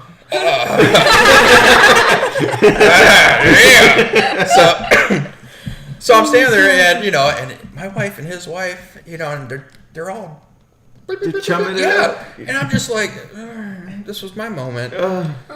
And you guys have taken it from me. You ruined everything. Yeah, you know. but we sat there and talked for a little bit, and you know, him and I, and you know, we took pictures because that's what you have to do. After that, we went. There was a couple of us, Boba Fett's, 501st Boba Fett's, and we were in the back. So we're going around the back, and my wife was like, "You should have seen your kid." And I was like, "Why?" I mean, he's 2 years old. What does he know? Yeah. Right. Well, he's sitting there drinking his water because he had a little small thing of water, and he was sitting there drinking water, and Jeremy came around and started talking to him, and he goes, and I was like, oh, you're kidding me. My kid offered Boba Fett water? Yeah. Oh, I should have gotten a picture. Yeah. So after that, we go in the back, and we change her into our gear, and I think there's like 5 of us. I'll send you guys the picture. Nice. So we all come out, and we're standing right next to Jeremy's table. He doesn't see us. Because that line has gotten longer. Yeah. And next thing you know, my wife and his wife are, you know, and she had said something that the guys were waiting for Jeremy for a photo op. And I didn't see this, but this was what my wife told me, and then one of my other friends, his wife, she told us, was that Jeremy was signing, and as soon as he stopped, he looked at me and goes, who? And my wife was like, and he turns around and he goes, hang on a second. So he stops, he signs the autograph, stops, comes over to us, and we're all just kind of standing around, you know, waiting for him and whatever else. And I feel this pressure on my shoulder. And I'm like, what the heck? And I look over and I'm like, oh. I know you. Yeah, I just, like, seriously, my grin was back here into my eye, you know, ears, and I'm just like, you know. So we're getting pictures with him and whatever else, and he's like, man, he walked around and shook everybody's hand. Wow, you guys look really good, and blah blah blah. And yeah, that was one of those experiences. Wow. It was just like, I remember this was years ago. I remember like it was yesterday. It was like 4 4 or 5 years ago. Yeah, It was great. everything I've heard about him, you know, at least from, you know, conventions and things of that nature, that he's so cordial and so Yes. open and, you know, Very, and talking, so very nice guy. yeah, that's what I mean. He just seems like it's sad that he's not going to be able to. But of course, everybody comes to a time, right? Yeah. Where you're like, you know, I've had my run. It's time for him to just kind of chill out. Yeah. You know, because I mean, I'm sure running that con circuit, Yeah. going here, Yeah. going there, Yeah. Exactly. nonstop. Oh, yeah. Yeah, Mhm. that wears on you after a while. Mhm, And of he's course. 80 something. Yeah. Mm-hmm.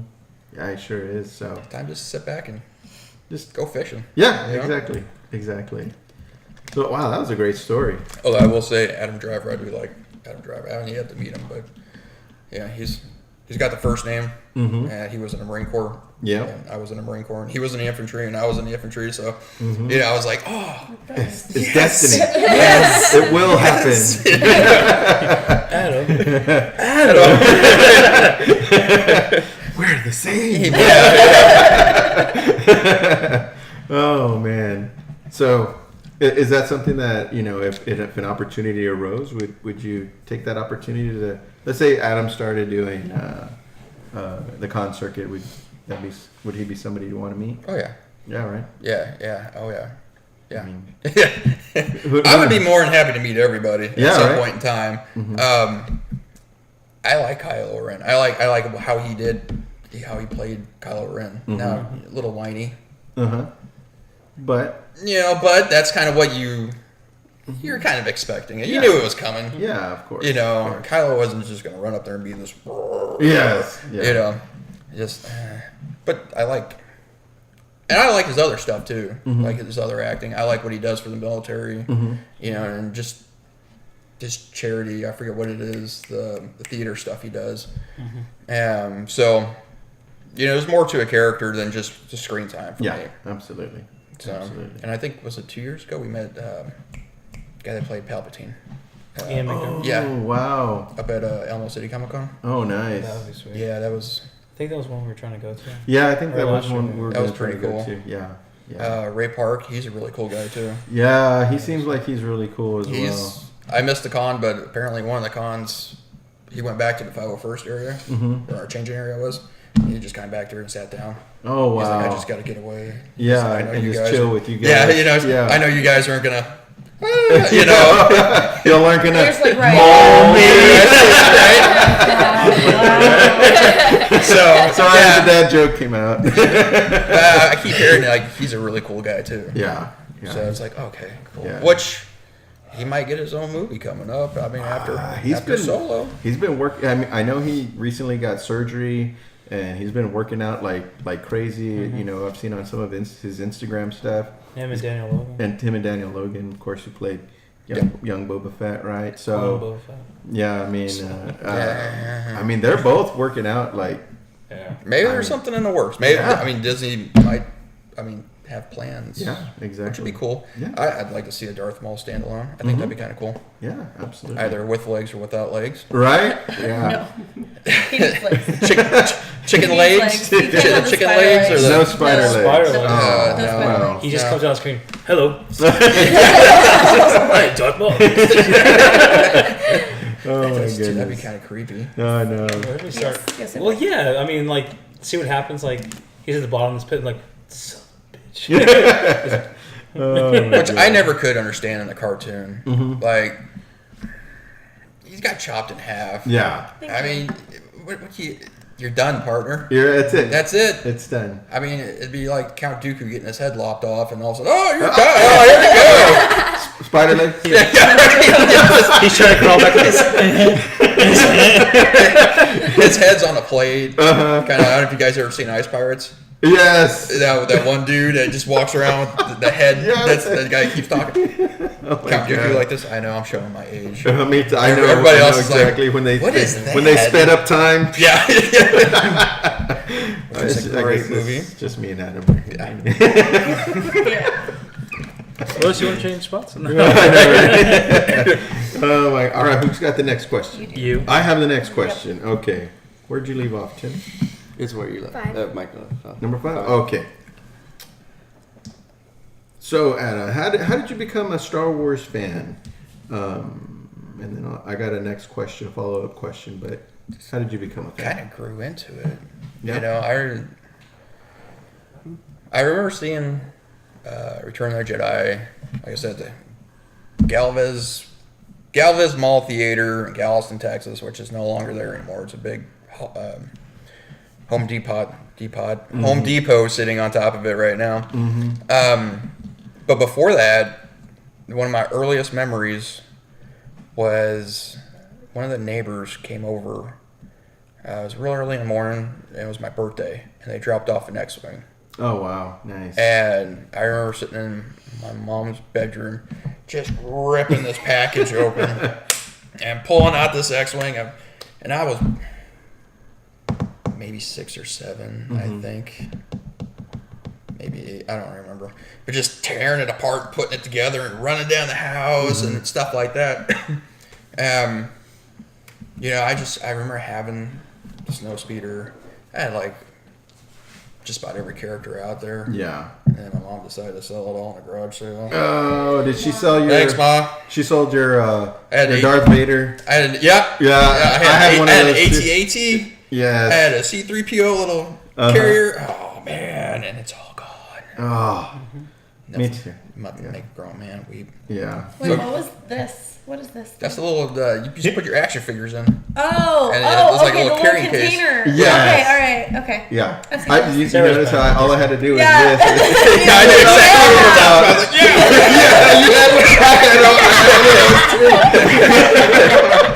like, I got you, bro. What is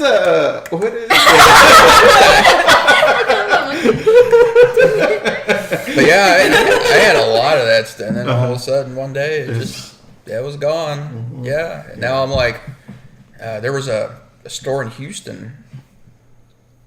It used to be called Order 66, and then it went to Fed something, and they went out of business in January. But I used to pop in there every now and then and just be like, oh, you got a Snowspeeder for sale? All right, how much you want for that? $40. Oh. You know. Do you have the box? No, go away. Yeah, right. All right. All right. They had all kinds of cool stuff up there, you know, and it's like, oh man, like all the stuff I remember having a kid. Yeah. You know, and just kind of walk around there and just kind of like, man, I remember that. Yeah. I remember that. And now I got to go to Dallas to do that. Yeah. So. I hear you. All right. So follow-up question is, with the news that this is the last Skywalker installment, for you personally, what 3 things must happen in Episode 9 to complete the saga? That's a deep one. Okay. So first, you got to see Luke Skywalker as a Force ghost. It would be better if you got Skywalker, Obi-Wan, and just... He No. Yeah.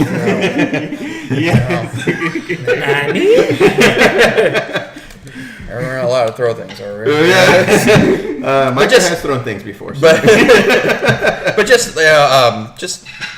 Luke Skywalker. I mean, personally, I would have loved to have seen Luke Skywalker kind of die off in this one versus the other one. Yeah. Yeah, because I wanted to kind of ride that out a little bit. Let my childhood live a little longer. A little bit longer, yes. And you didn't get to see an epic Star Wars or lightsaber fight or anything like that. It was just like, that was it, you know. What else? Lando coming back, I like that idea. I really like that idea. Okay. You know, at least that's a little reach from my past. Yes. Putting this present thing, and now I can explain to my kid to be like, okay, look, that's him, and then that's him in Solo, and then that's him in here and here and here. That gives him this whole big arc. You know, and I mean, a little bit of okay, that makes sense. So the last thing, and I'm sure it's kind of no one else likes the idea, is that Kylo has to become the good guy and Rey has to become the bad guy.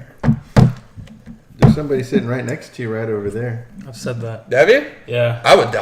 That'd be great. Yeah. Like if they just duked it out one time, and next thing you know, she falls to the Force. He's like she falls to the dark side. He's trying to save her.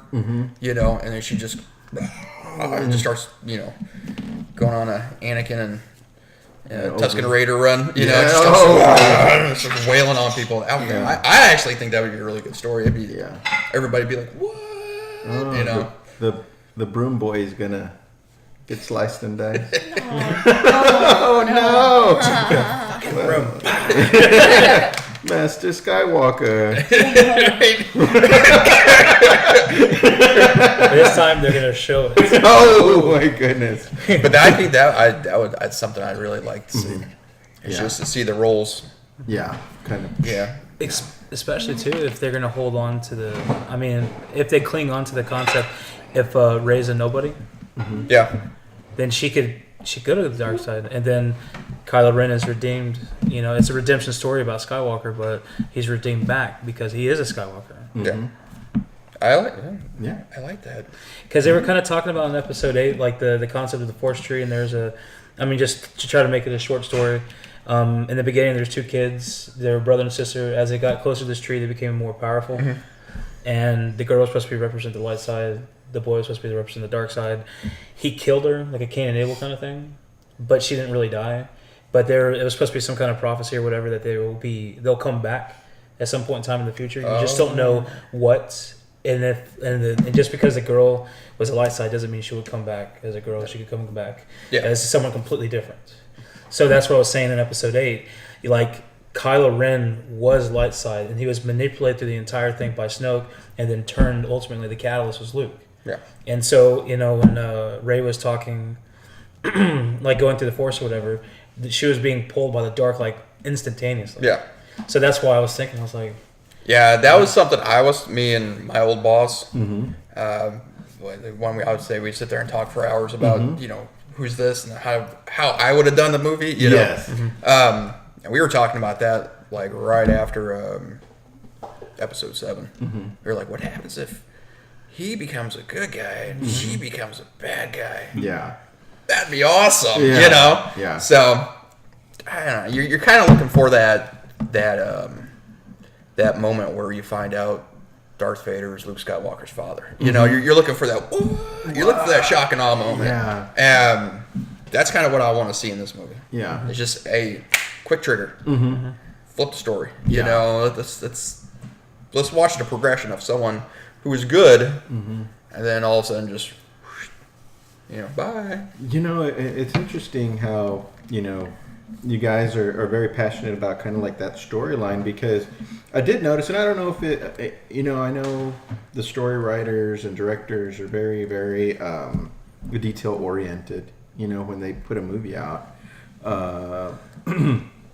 And what I did notice when Rey was holding the blue lightsaber, she seemed more like kind of fluid the way she was wielding it.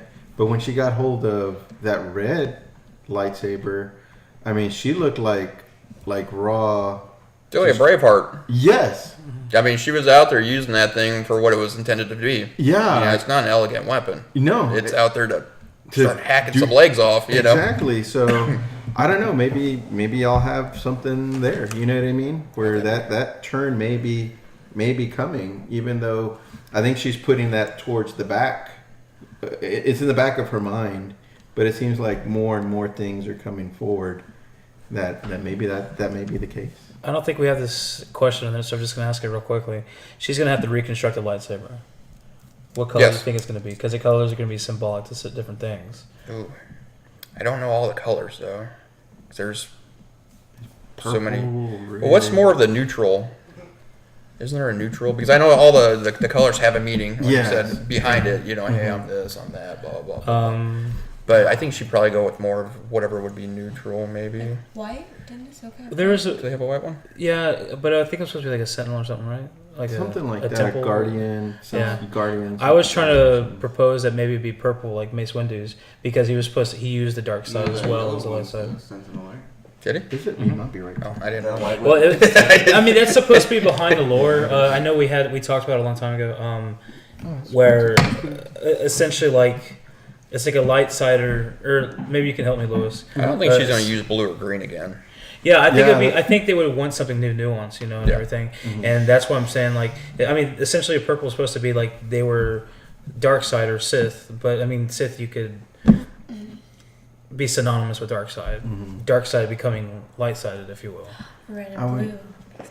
Well, that's been said before. I mean, but yeah, like maybe if it was like if it came out as purple or something, like that would be like really, I think, telling to her character. Yeah. Because if it is true, like the color is exhumed by the personality of the person or whatever, and it's going to know more than what she's hiding. Yeah. That she knows of. That maybe her subconscious is hiding. Yeah. So if it becomes purple, she's like, "Oh shit!" Yeah, I mean, I'd love I guess to I'm see not a that, good right? person. Like seeing her construct a lightsaber and some of the paintings and digital art that I've seen, and even I think in some 3D renderings of maybe fan art or videos or whatever.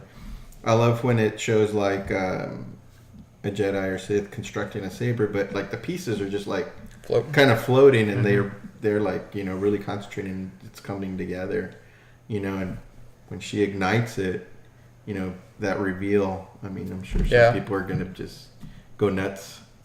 I think they would If do it's that. I think purple. they would, because it would have to be in episode 9, the first portion of it. I would think so. I could see she doing, like maybe you'll see that in the trailer, and all of a sudden you hear the ignition, but it won't show the blade color. Yeah. So it's like, Fuck, what is it? What is it? Why? you And then it's damn gonna- rat and then it'll be bastards like in Hollywood. December 19th. Yeah. Yeah. come on, guys. Sorry. That's just really cool. Who's up, Tim? Yes. All right, So Tim, what's bring- up? So bringing it back to the 501st to talk a little bit more about that. So can you tell us a standout or inspiring story from your time with the 501st? If you have, I mean, you've already told several stories. Yeah. How about a recent one? I guess the creation of the new squad. Mm-hmm. You know, I can't take credit for that. Mm-hmm. You know, it wasn't. There was a lot of moving parts behind the scenes. Mm-hmm. I did some of the legwork. A lot of others did a lot of more legwork than I did.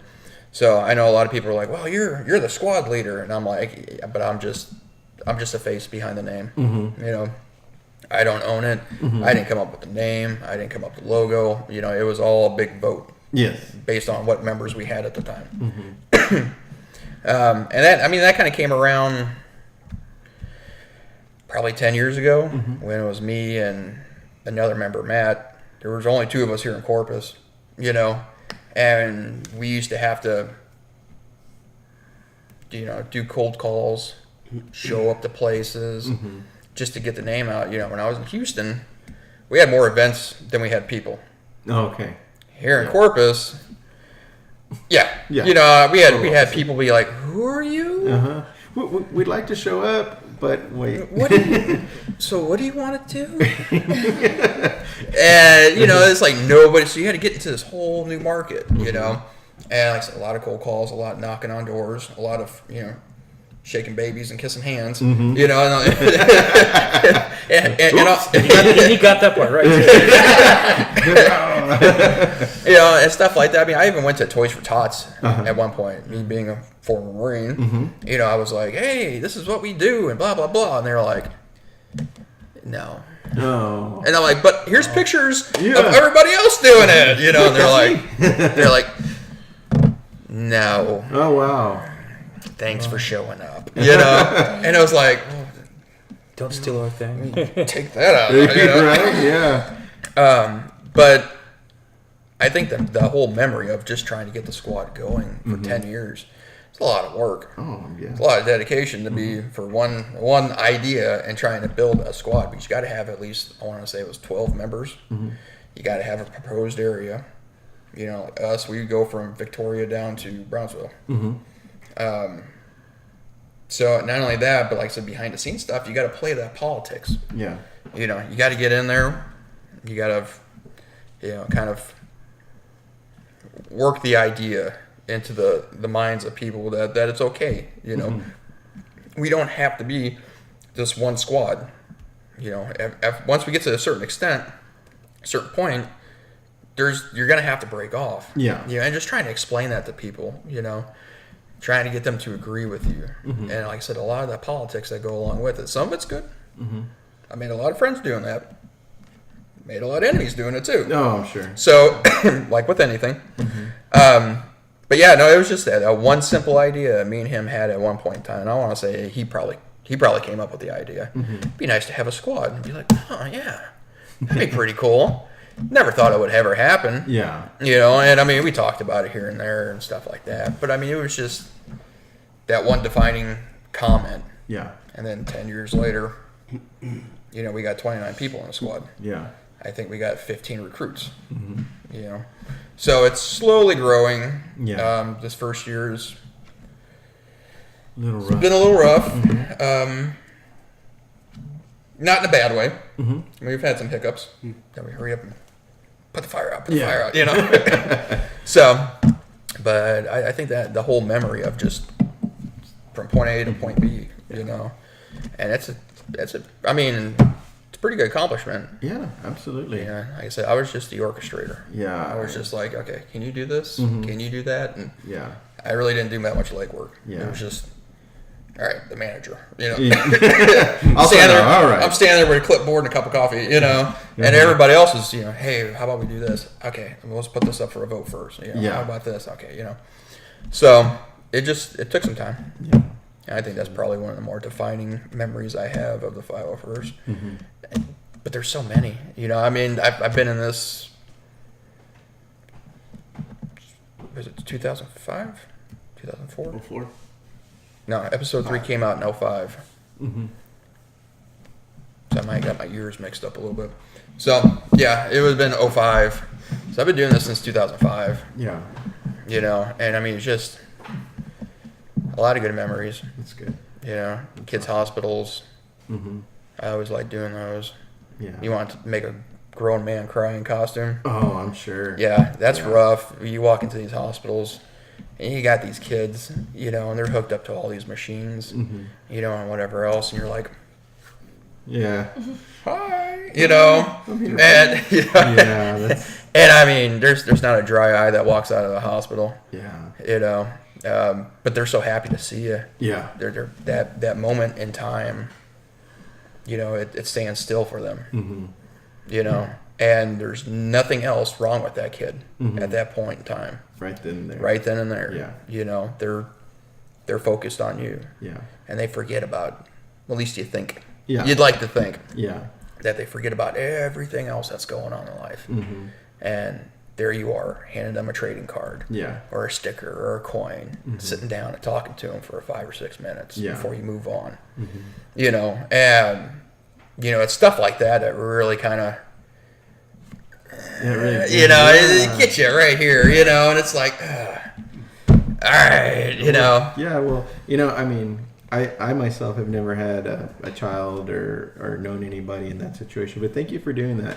I mean, that's something that y'all don't have to do. You could just, you know, hey, we're gonna dress up, we're gonna have fun, whatever. But you know that's very courageous to do that because it takes a lot of emotion, I'm sure, to Oh, yeah.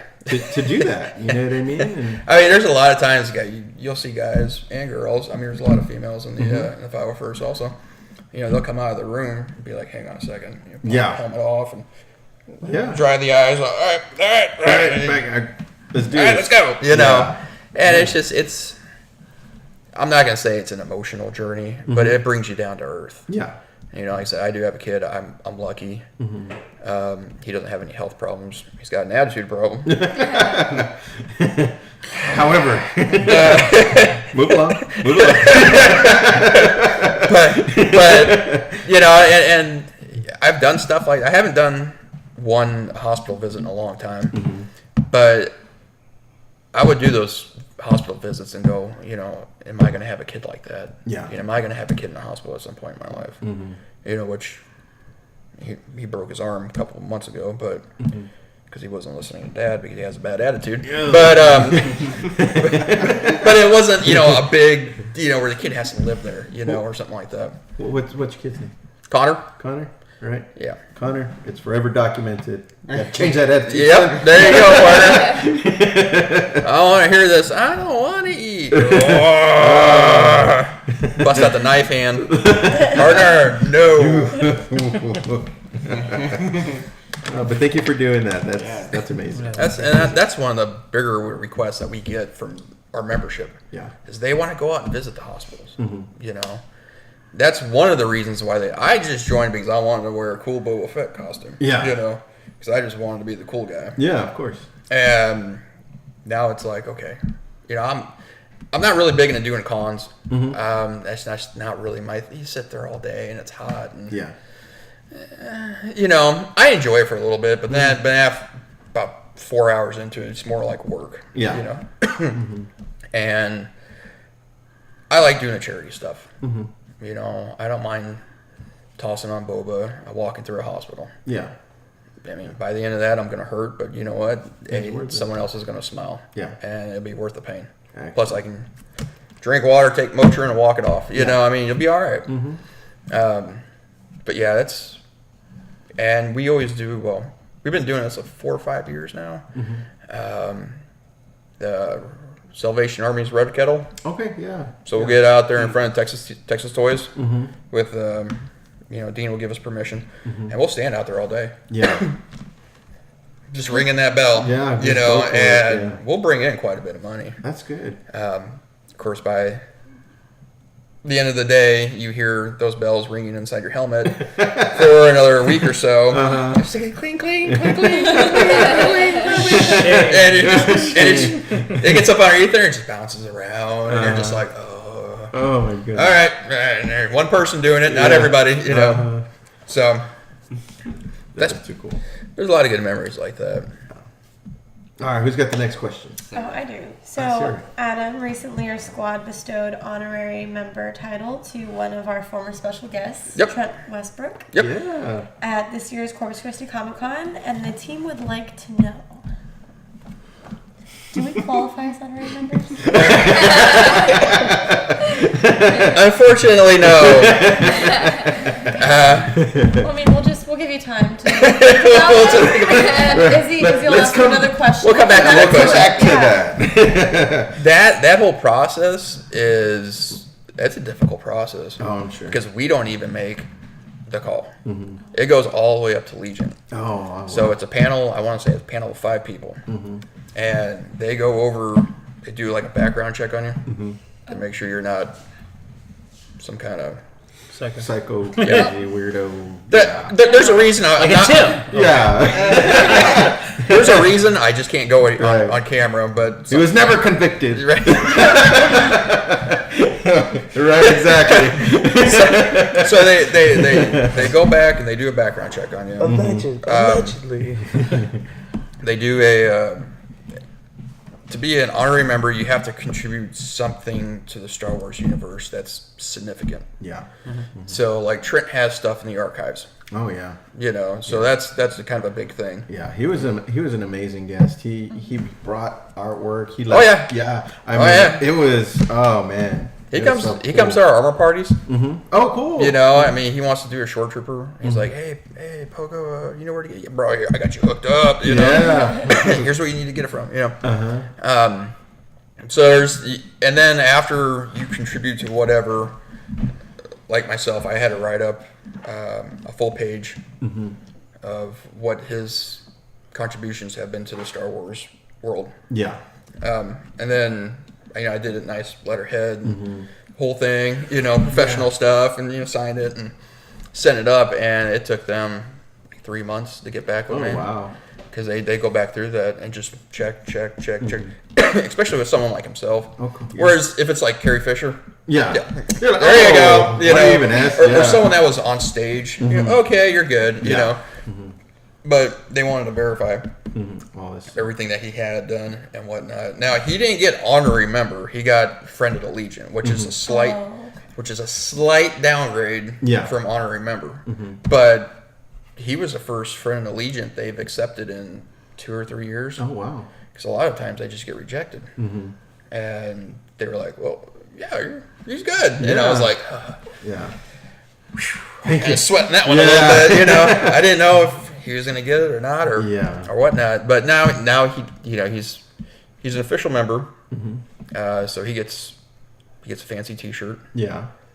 We have, like I said, a racing shirts that have our different squad and garrison patches on. In the back, it's got the big patch and whatever. It's actually a really nice shirt. Mm-hmm. And he has access to the 501st boards. Nice. So if he wants to buy swag, Mm-hmm. he can get on there and just Go for it. PayPal anything he wants, you know. So he can do stuff like that. Yeah. Eventually, I know he wants to do a short tripper. Mm-hmm. I think that'd be pretty cool. That would be. So Yeah, really down to earth. He was. Oh, yeah. He was a great guest, and I know we wanted to have him back recently, but just the timing didn't happen. So hopefully we can get him towards the end of this year if he has some more time. We'd love to have him back and get his thoughts too. So Trent, thanks for coming on our show. Yeah, maybe I'll get to meet you in person this time. Yes, Micah didn't get to meet him. He was. What were you doing? I was in Belfast, Oh yeah, that's right. and we were supposed to Skype in, but he was like, "Yeah, fuck that." Technology wasn't working for me. It's like, You're the tech it didn't guy, work. you He was know? like, "Yeah, because you didn't press accept call." Is that what you have to do? That's one of those things. Be like, I don't know how it works. I was like, I can deny this. I was like Tim on Tinder, and I swiped it out. So,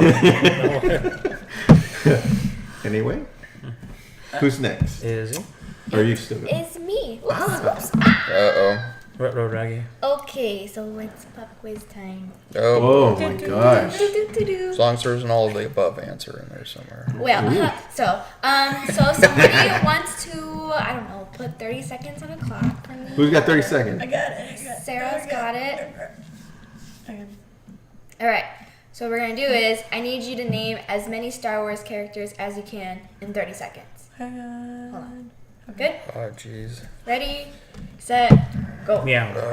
You got Han Solo, Luke Skywalker, Princess Leia, Boba Fett, Lando Calrissian, Tusken Raider count. Mhm. Okay, Jawas, C-3PO, R2-D2, K2SO, 10 seconds. Kendrick, and Darth Maul, Darth Vader, that guy. Out of time. All No, right. Darth that guy. Darth somebody.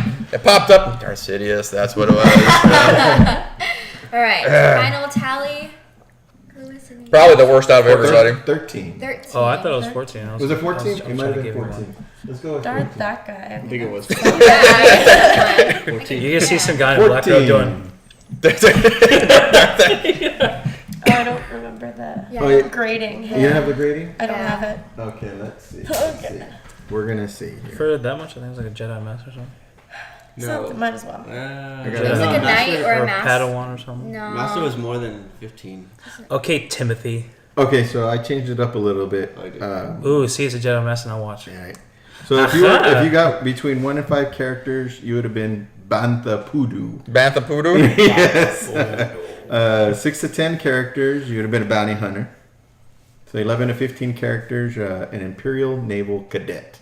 Mm. All right. Alright. I'll stick with that. Right? Yeah. Have you So seen that then- an Imperial Naval Cadet's higher than a bounty hunter? Really, I bro? guess, I don't know. 16 to 20 would have been a naval officer, Imperial Naval Officer. 21 to 25, an Imperial Admiral. 26 to 30, a Moff.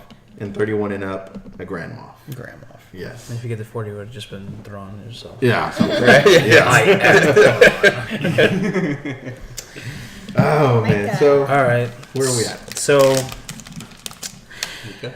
my constituents here lack the whereabouts to stay on target, so it's up to me to bring us out of the fantasy land, if you will. Let's get back to the show and get back on track. Lewis here mentioned to us that you, quote-unquote, had to get a clearance from the higher-ups to be on our show today. We don't want to get you in trouble, but can you tell us, how has the 501st changed since the mouse took over the office? I'll have to step away from that. You're like, I'm done. That's the end of that. It's 2 o'clock. Damn it, I screwed it up. Who wrote these questions, you bastard? If you can. Let's see. You know, we don't. No, just be honest. That shouldn't get me in too much trouble. That gets me. So Micah, how do you feel? after things were a little bit more relaxed when Lucas was running, or when they had their fingers in the 501st. Whenever Disney bought Star Wars, there was this wave of, I'm not going to say fear, but worry. Are they going to shut us down? Well, and that makes sense. And we've worked with Lucas so well for so long, and then all of a sudden the mouse shows up, and we were worried. They've shaped some of our policies. Let's put it that way. They're a little more stricter with what we can do. Like before, you could go out and do retail stuff. So, like if you had a Star Wars toy release, hey, we'll go to Walmart and go hang out with everybody. Yeah. Not so much anymore. Okay. There has to be. How do I explain this? They have to give permission for that. Okay. So if you're doing retail stuff, you have to get permission from Disney. Okay. Now that permission can take up to 2 weeks, sometimes longer. Usually not, that long, but you still got to get permission from them. Yeah. Now that was one of my first boo-boos as a new squad leader, because we were going to do something with Alamo Draft House. Okay. And I didn't realize that, and then the Legion. I say the Legion. There's a lot of people in Regent, so it's kind of like on the government. The Legion, someone within the Legion was like, "Yo, bro, what do you think you're doing?" And I was like, what do I always do? Yeah. We're gonna go troop, And they were like, no, oh no, no guy. So that's changed. Our weapons policy has changed.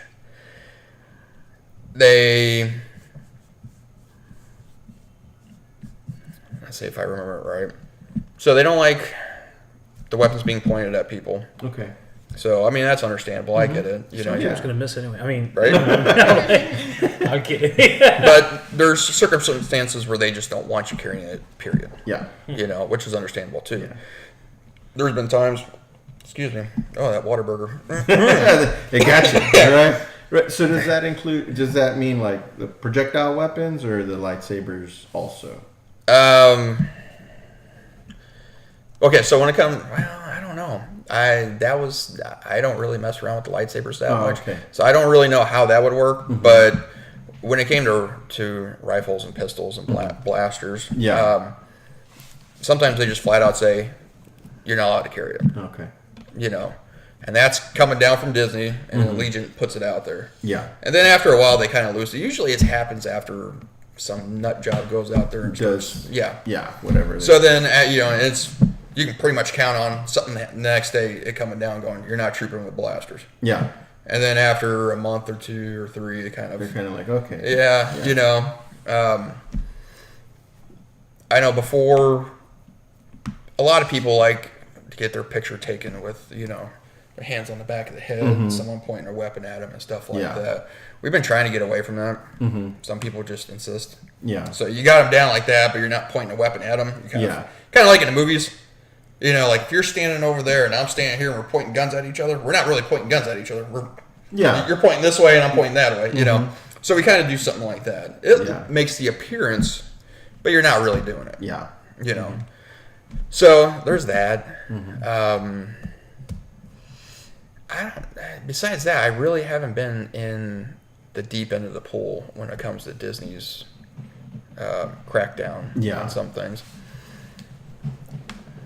They've been pretty nice with the armor makers because, like I said, they're unlicensed stuff. Yeah. And if Disney wanted to go out there and start cracking skulls and taking names, they could legally do that. Yeah. That was one of the biggest fears is, if Disney's buying this, where are we going to get our stuff now? Now everybody's going to have to go back underground again. Yeah. Because when I joined, it was trying to find people that would make stuff that was accurate. That was hard. It wasn't that easy. Yeah. So, but now it's a little more open. You can get on Facebook and pretty much find different makers, or at least get information to go find that particular maker. Yeah. Disney hasn't really started cracking down. I'll just leave it at that. We don't want them to. Please, Disney, Yes. don't ruin it. Yeah, and I think they probably realize that. Well, and that's the thing. We're part of. So what has kept Star Wars alive, I think, for all these years, is the fact that, you got a new toy series that comes out every now and then. You know, between Return of the Jedi and Phantom Menace. Mm-hmm. Which you'd have these toy series that come out, Power of the Force. Yeah. Whatever else they had, And that was fine. But then in that time period, the 501st kind of came around. Mm-hmm.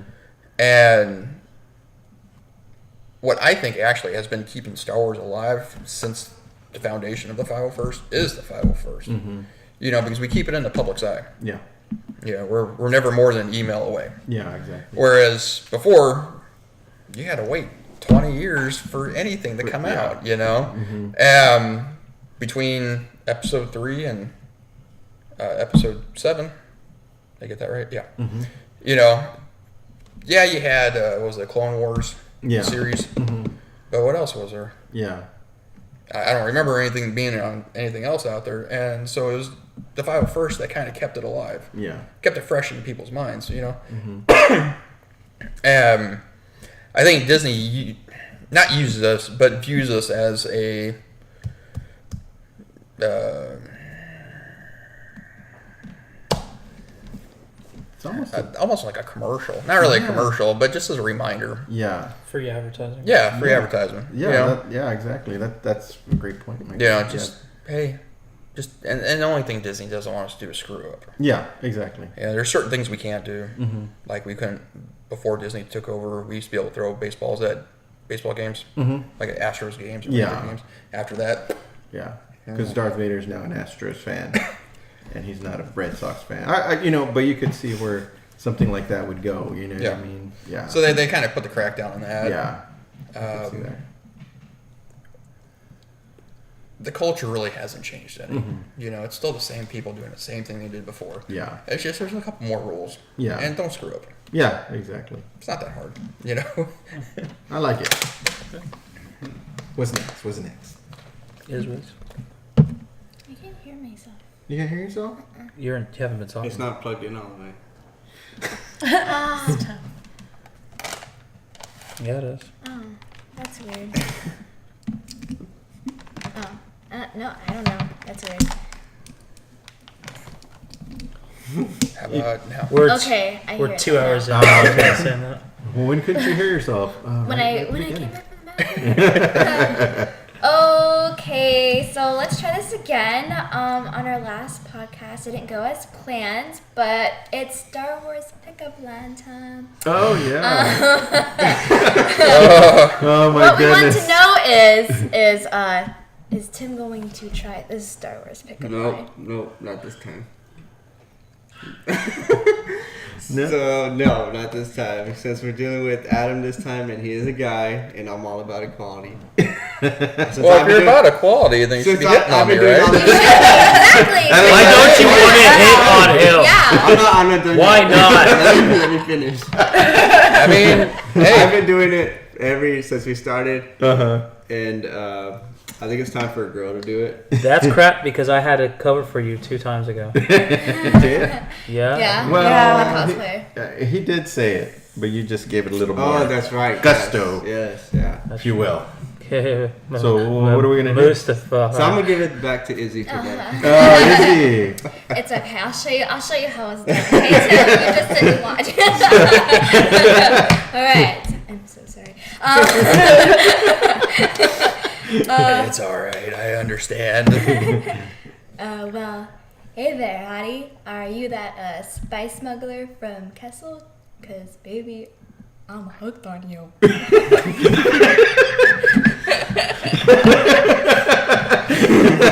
So how would that go over with other Legion members or yourself? You think she has an in? Now, if we were drinking, yeah, that would. You're like, you got me. Hey, that's a good Star Wars line. What's up? Did you say Tim? spice? Now, Tim, you got to do it. What? What? Now, if Tim did that, I'd be like, what? Be like, What, bro? you are hooked on me? What? You're all even drunk. Sorry, bro. No. The exit sign has lit up and go. Well, that was very well done, Izzy. Yeah. Very well done. Maybe we should have you do more of these. Oh, no. Or maybe, No. or maybe it's Sarah's turn next time. No, Yeah, maybe Sarah. Yeah, no, well. no. So Adam, please forgive them. Now that we know you a little bit better, it's time to rank the Star Wars movies. Oh. So how it goes is you rank 1 to 8, including the anthropology, so Rogue One and Solo. Okay. She did. You said anthropology. What did I say? Yeah, that's the You reason I said, went, okay. rate the anthropology. What? Is what you said. You didn't say anthropology. What is it? Anthology. Anthology. The Dang it. anthology. Let's just call it a standalone movie. I thought I knew words. Anyway. CGI puppets. CGI puppets at Anthropology. The store. If they're still open. Anyway.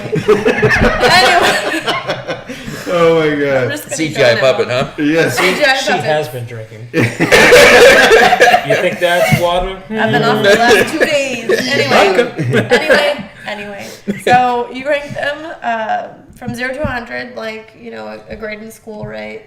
Okay. 0 to 100. 0 to 100. And you're grading them against only Star Wars films. Not Indiana Jones, not Mission Impossible, none of that. Yeah. Shooter. Oh, that was Really? a good You one. went there? That's Yeah. what came to Really? mind.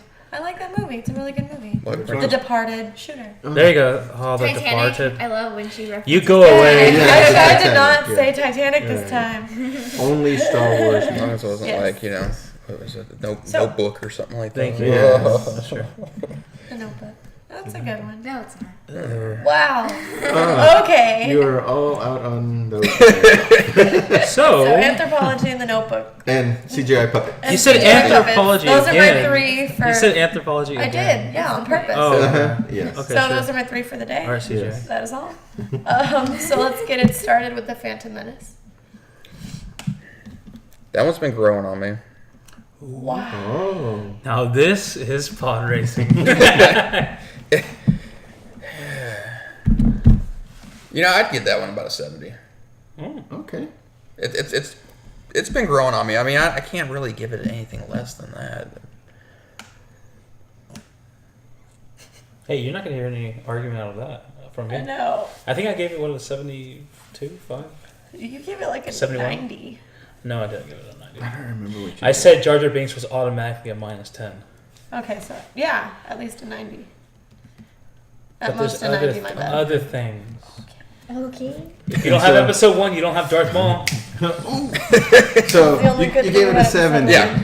Talk to us a little bit. Just real briefly. Okay, so I mean, when I first saw it back in, was it 99? 99. May of 99. It was good to me just because I hadn't seen a new Star Wars movie in X amount of years, so I was okay with that. But over the years, I was like, this movie sucks. Like, this is trash.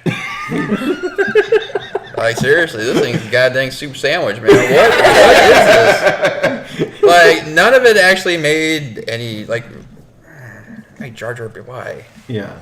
Why? The whole thing was why. I mean, it's... Yeah.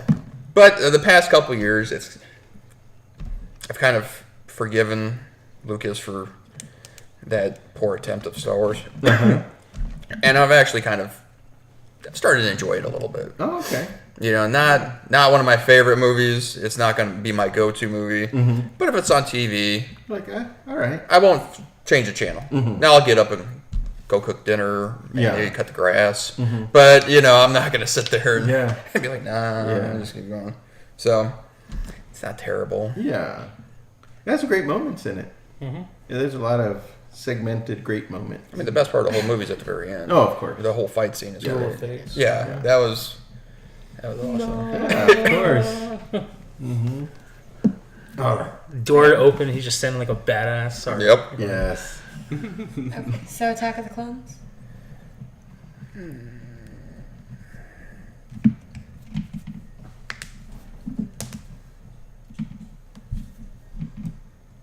Attack of the Clones. The Attack of the Clones. I might maybe give that one a 72, maybe a 73. Just because the whole Boba thing. He's a clone. Mm-hmm. It was good. I enjoyed it. The fight scenes were pretty good. Yeah. A lot of action. Mm-hmm. But the Boba thing just kind of, raked just had the nails and the chalkboard. Yeah, I mean, I still like it. But. Yeah, I love I always bring it up when this movie comes out. Just the war/fighting scene at the end, where some of the clones are just jumping on top of the battle droids. And just stuff like. I mean, I thought that was amazing. I think that's another reason why I'm kind of giving it lower scores because it was all. I'm not gonna say it was all CGI, but a lot of it was CGI. Yeah, and I like to see practical effects.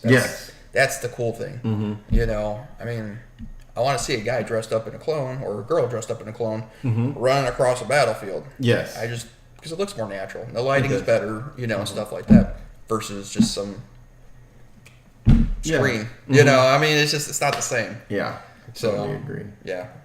All right. And episode 1, they screwed up Yoda. Yes. The puppet was terrible. It was. It looked like Yoda had been doing drugs. Yeah. Yes, boy, Qui-Gon. Yeah, episode 3. Oh my god, that's awesome. Okay, so episode 3. I'd give it an 80. Ooh. I like that one. It was long, but it kind of... And besides the fact Darth Vader had puppy eyes in the very end of it, it kind of tied up my childhood. It's like, okay, so that's where Darth Vader came from. I mean, you already knew, but it's kind of nice sitting back going, now it kind of explains things for me when I was pint size. And again, to see the way Obi-Wan and Anakin kind of broke track of it, how they just became enemies. Yeah. Besides buddy. So yeah, I give that one a solid 80. I had a buddy that he said he loved the Revenge of the Sith until the very, very end when Vader said no. Yeah. How do you feel about that? Lame. Yeah. Yeah, I didn't care for that part. Yeah. And then he comes off the thing like a Frankenstein. Yeah. Come on. Yeah. They could have. Yeah, he said that. That's just being picky. Yeah. Yeah, he said he loved it up until that point. And then after that, it was weird because then after that he said he started picking at this and that and this and that. Yeah. He said if that moment wouldn't have happened, he's like, I probably wouldn't have gone back and started picking it apart a little bit. So plus, I mean, episode 3 has that brilliant opening. And I remember sitting in a movie theater watching that going, wow, yeah. Because I love the space scenes. I've always loved Star Wars space scenes. Yeah. Just going, whoa. Yeah. All that going, and I mean, it was so cool, yeah. Like that one will come on. I'll just sit there and watch the first part of it, and I'll be like, okay, and it was almost like they were pirate ships, right? Where they were and they're broadside. Yeah, that was. Yeah, and then you got that little CGI. What was it? The kitchen sink. Flies across. There goes down. Yeah. Oh my goodness, too awesome. All right, so Solo. I think Solo is very underrated. I walked in that movie expecting to be completely disappointed. Like, seriously. Like, all the stuff you heard about it, director changes, Ron Howard coming in, and just the actor himself, I was like, oh, man, how do you replace Harrison Ford? But he does a really good job. Yeah. I mean, he doesn't replace Harrison Ford. No.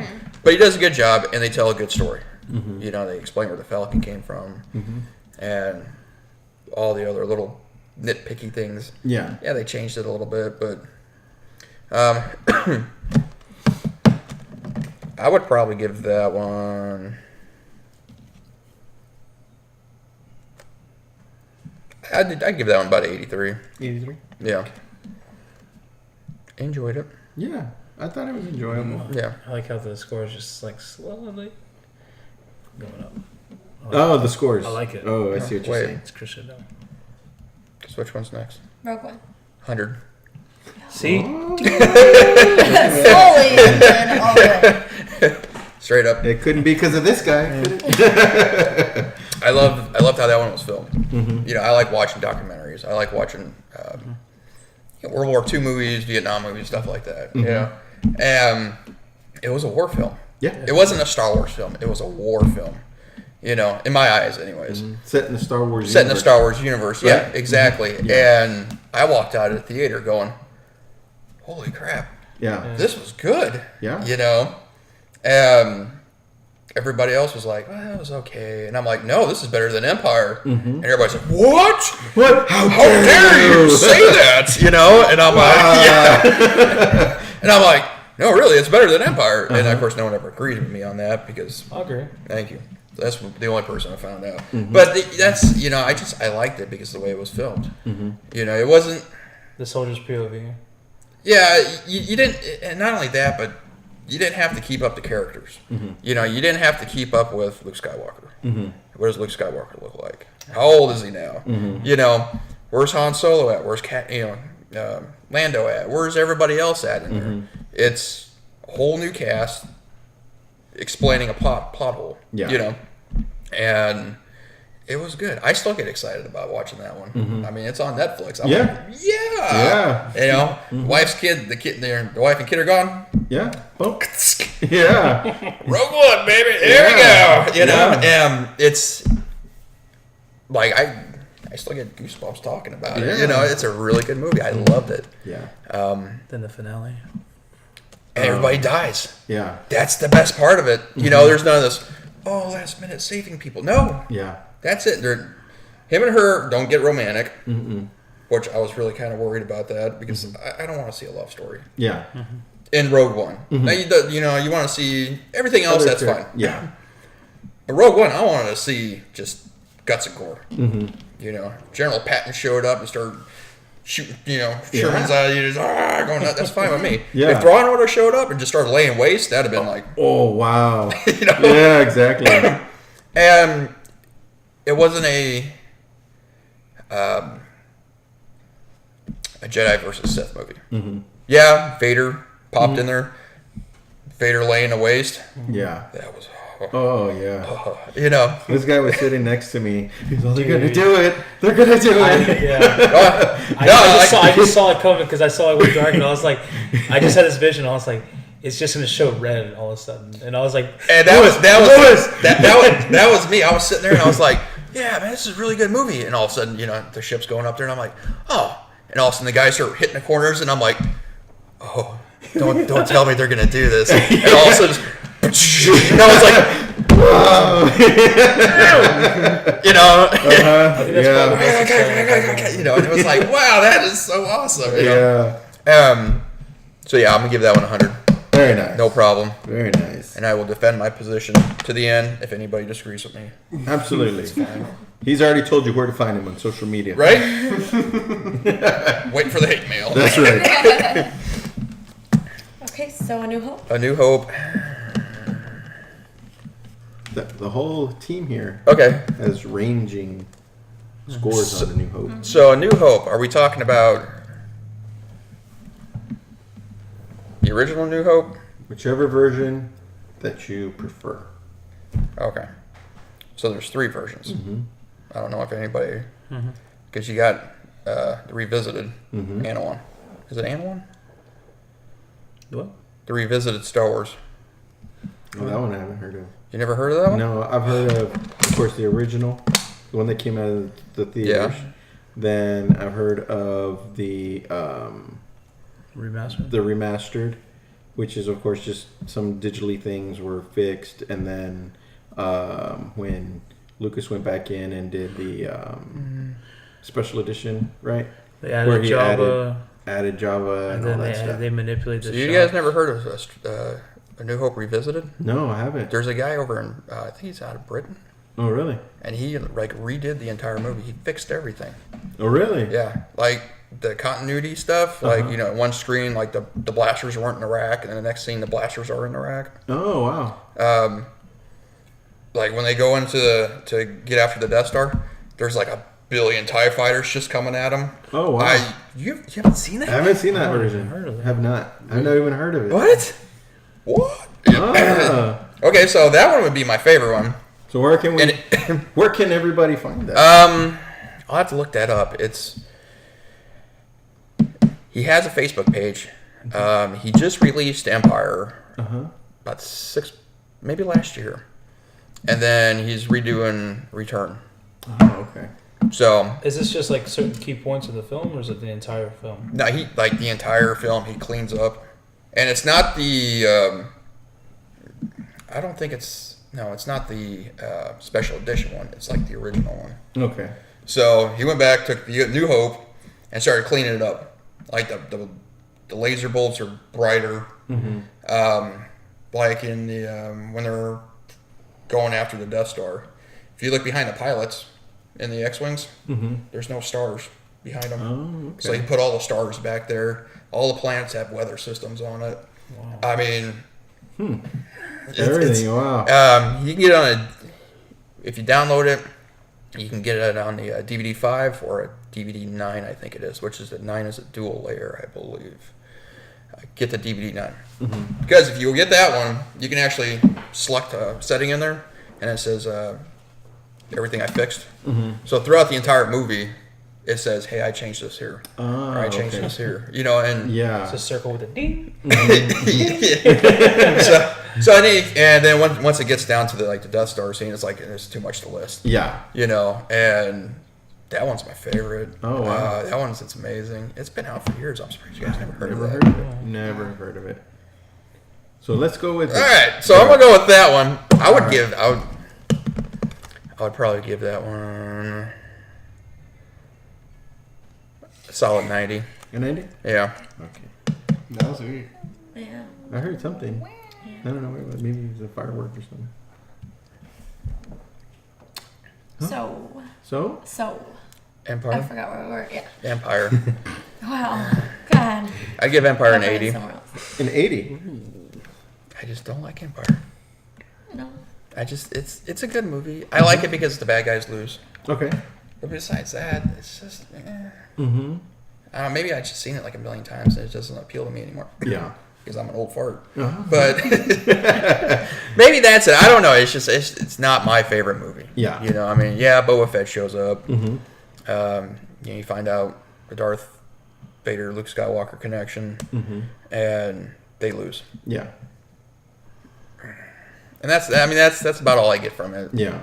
So Well, It's not a bad movie. that's fair enough. That's fair enough. You don't have to defend your. I gotta explain myself. Yeah. Yeah. Okay. Return of the Jedi. Return of the Jedi. Revenge of the Jedi. Oh my god. Return of the Jedi. I'd definitely give that one about a 95. Oh, nice. I like that one. That was the first one I saw in theaters. Uh huh. So yeah, you know, I mean, that's Right always off going to the be bat. that was the first time I saw Boba Fett on screen. Yes. So I have to ask. What do you think about the scene when they're caught up in the net? I have to ask. Always. Continuity. Every time. No. They caught up in the nest. Hey, hon, grab my saber. Grab my lightsaber. So Micah's. Hey, hon, grab my saber. I mean, it's not the exact line, but I think it's something to the effect of, "Hey, hon, can you grab my saber? Can you reach my lightsaber?" It upsets him because of the Jedi. I'm just like, he's a fucking Jedi. Like, oh, that's a good point. I didn't think about that. I was like, where are you going with this? No. He just. I mean, that was all he had to do, Uh-huh. I mean, he could really like detach it. right? It's a good point. I never thought about it like that. 92 minus 3. Oh my god. I just, like I said, Just putting it out there. Yeah. Right? Okay. So what would it be? 7? 7 would be The, Sarah, control. the Force You must Awakens. learn control. The Force Awakens. I'd give that one like a 60. Oh my Yeah. gosh. Oh. Hey, Oh, just being honest. That one I can't defend you on. I can't. It was. I walked in expecting something different. I think that's what kind of ruined it for me. That's the reason why when I walked into Solo, I was like, all right, be open. Yes. You know, you already heard all this bad stuff about it. Let's try to be open with it. Whereas The Force Awakens, I expected not a rehash of A New Hope. And I think that's what kind of disappointing. Oh, there's a big ball with a laser beam on it, and you know, we're gonna fly around in circles and try to destroy it. Oh, come on, guys, we've already done this once before. It was nice that it was like, I liked it because it was the first Star Wars movie I've seen in, you know, that was it 15 years or something like that since the other ones came out. But it was just, it just wasn't there. Yeah. So, No, that's fair. That's fair. I mean, and like I said, to each their own. Yeah. Some people got excited. I went back and saw it 3 times though. Yeah. So it wasn't horrible. Yes. But And then And The Last Jedi. Last Jedi. Last movie I watched, goddamn Star. No. I'm telling you right now, never. The Last Jedi. It's on Netflix. Oh yeah, is it? I would probably give that one about a 78. 78. That's not Yeah. bad. I like that one clearly a lot more than Force Awakens. The only thing that drove me nuts about the movie was the exceptionally slow bombers. Yeah. Like, why do you have to get over top of it to drop the bombs if you're in space? Yes. Projectile. Yeah. I mean, they're just going to float away. You know? So, Yeah. so there was that. And just the exceptionally slow high-speed chase at the very end of the movie where we're just... Oh, the little glider. Yeah, Yeah. we're almost out of fuel. Well, then fucking get the hell out of there. Yeah. You know? I mean, we're stand and fight. Figure it out. Yeah. You know? So, yeah. Oh, yeah. There you go. I mean, I'm curious to see what J.J. Abrams is going to do with this next one. You know? Yeah. We don't know. Are they going to go back to what number 7 was doing and give us a rehash? Because they know that's what we like. Or are they going to really go off in another direction? I guess we'll find out in about what. I don't think so. Rehash though, because this isn't the beginning. This is the end. The end of all. Oh my god. Maybe they'll do some Old Republic stuff later on, or That'd be cool. something dating back. KOTOR. Yeah, years and years and years and years and years. You know, Yeah, I think that'd be good. I think so. I think that'd be really good and kind of get an idea of the origins. I would really enjoy that. I'm still tied up on the idea of the Game of Thrones guys getting a hold of the Thrawn trilogy. That would be insane. Yeah. Yeah. That'd be nuts. Because there would be so much in that. Absolutely. Well, we've gone over our time by a lot. Yeah, we're. Right? Wow. What time is it? See if Oh, they're- I'm sorry. No, I'm sitting here yapping. No. This is all great stuff. This is all Pogo, great it's stuff. time to shut up. Shut this down. Sorry. What's good is we don't have a time restriction, really. You know what I mean? You know, so I mean, this is all really great stuff. You're a great guest. Thank you once again for coming. Thank you for being here. Thank you for Yeah. inviting me. I appreciate that. I've never done a podcast before. Try to get that out. So I was a little iffy, Yeah, but yeah, for the first time, it ain't bad. yeah, it's not bad. It's No, fun, right? You forget the camera's there. Yeah, exactly. You know? And, you know, when we first started this, I think so it was Micah, Tim, and myself. We were very nervous when we first started it, but once you start talking, it's just like Yeah, you just forget. you forget everything Yeah. with all Just this open equipment. up like a that's in. fountain full of woods. So, you have a wrap up, right? Is Or it do you a have wrap up? Oh, Yes. It's a wrap. it's a wrap. Oh, I thought you were telling It's a me piece no. of crap. Oh no, I was talking about the bottom. What? Yeah, here, just. Did I just hear someone start singing "Let the Hit Bodies Hit the What do Floor"? you mean you can't? It's too tiny. Get it. Oh. This. Yeah. This whole thing. Did Just want that. no, just that right there. Yeah, this thing. That, not that. That. That. My chum. Okay. Just go with what you feel. Feel the force. Feels Do, do, do, do, do, do. No. You got this, Izzy. Okay. So this guy Izzy, don't walked with panic. me. You got it. I'm panicking. I'm I'm already done. Like, oh my god. Okay. Sweat. Well, Adam, thank you for your rankings, and we appreciate your feedback. Thanks again for taking the time to come into our show.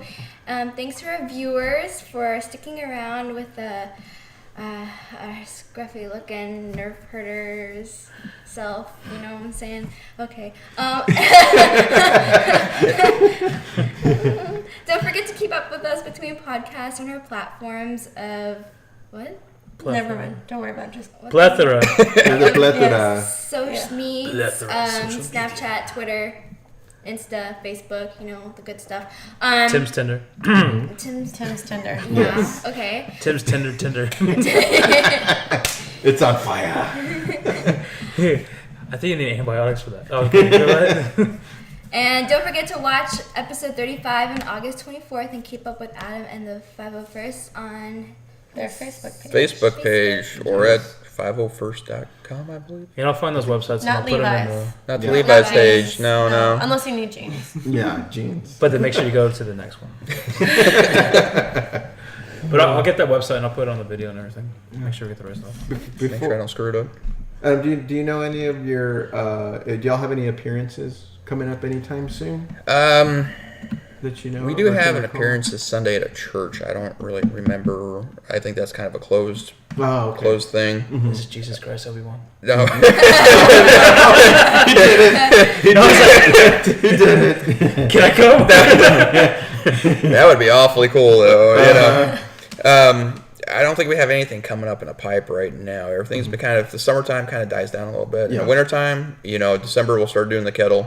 Okay. Yeah. We have something in Flower Bluff. I think it's October 8th, the Flower Bluff Fest. Oh, okay. I think that's what it is. Ah. And I think that's it. What we have here in Corpus. Now, Yeah. the guys down in Brownsville and whatever else, they got a whole Other thing. they got a whole other thing going on down there. We gotta get him to come to HEB. So All of them. All All of them. Well, that'd be kind of hard. They'd have I to make know.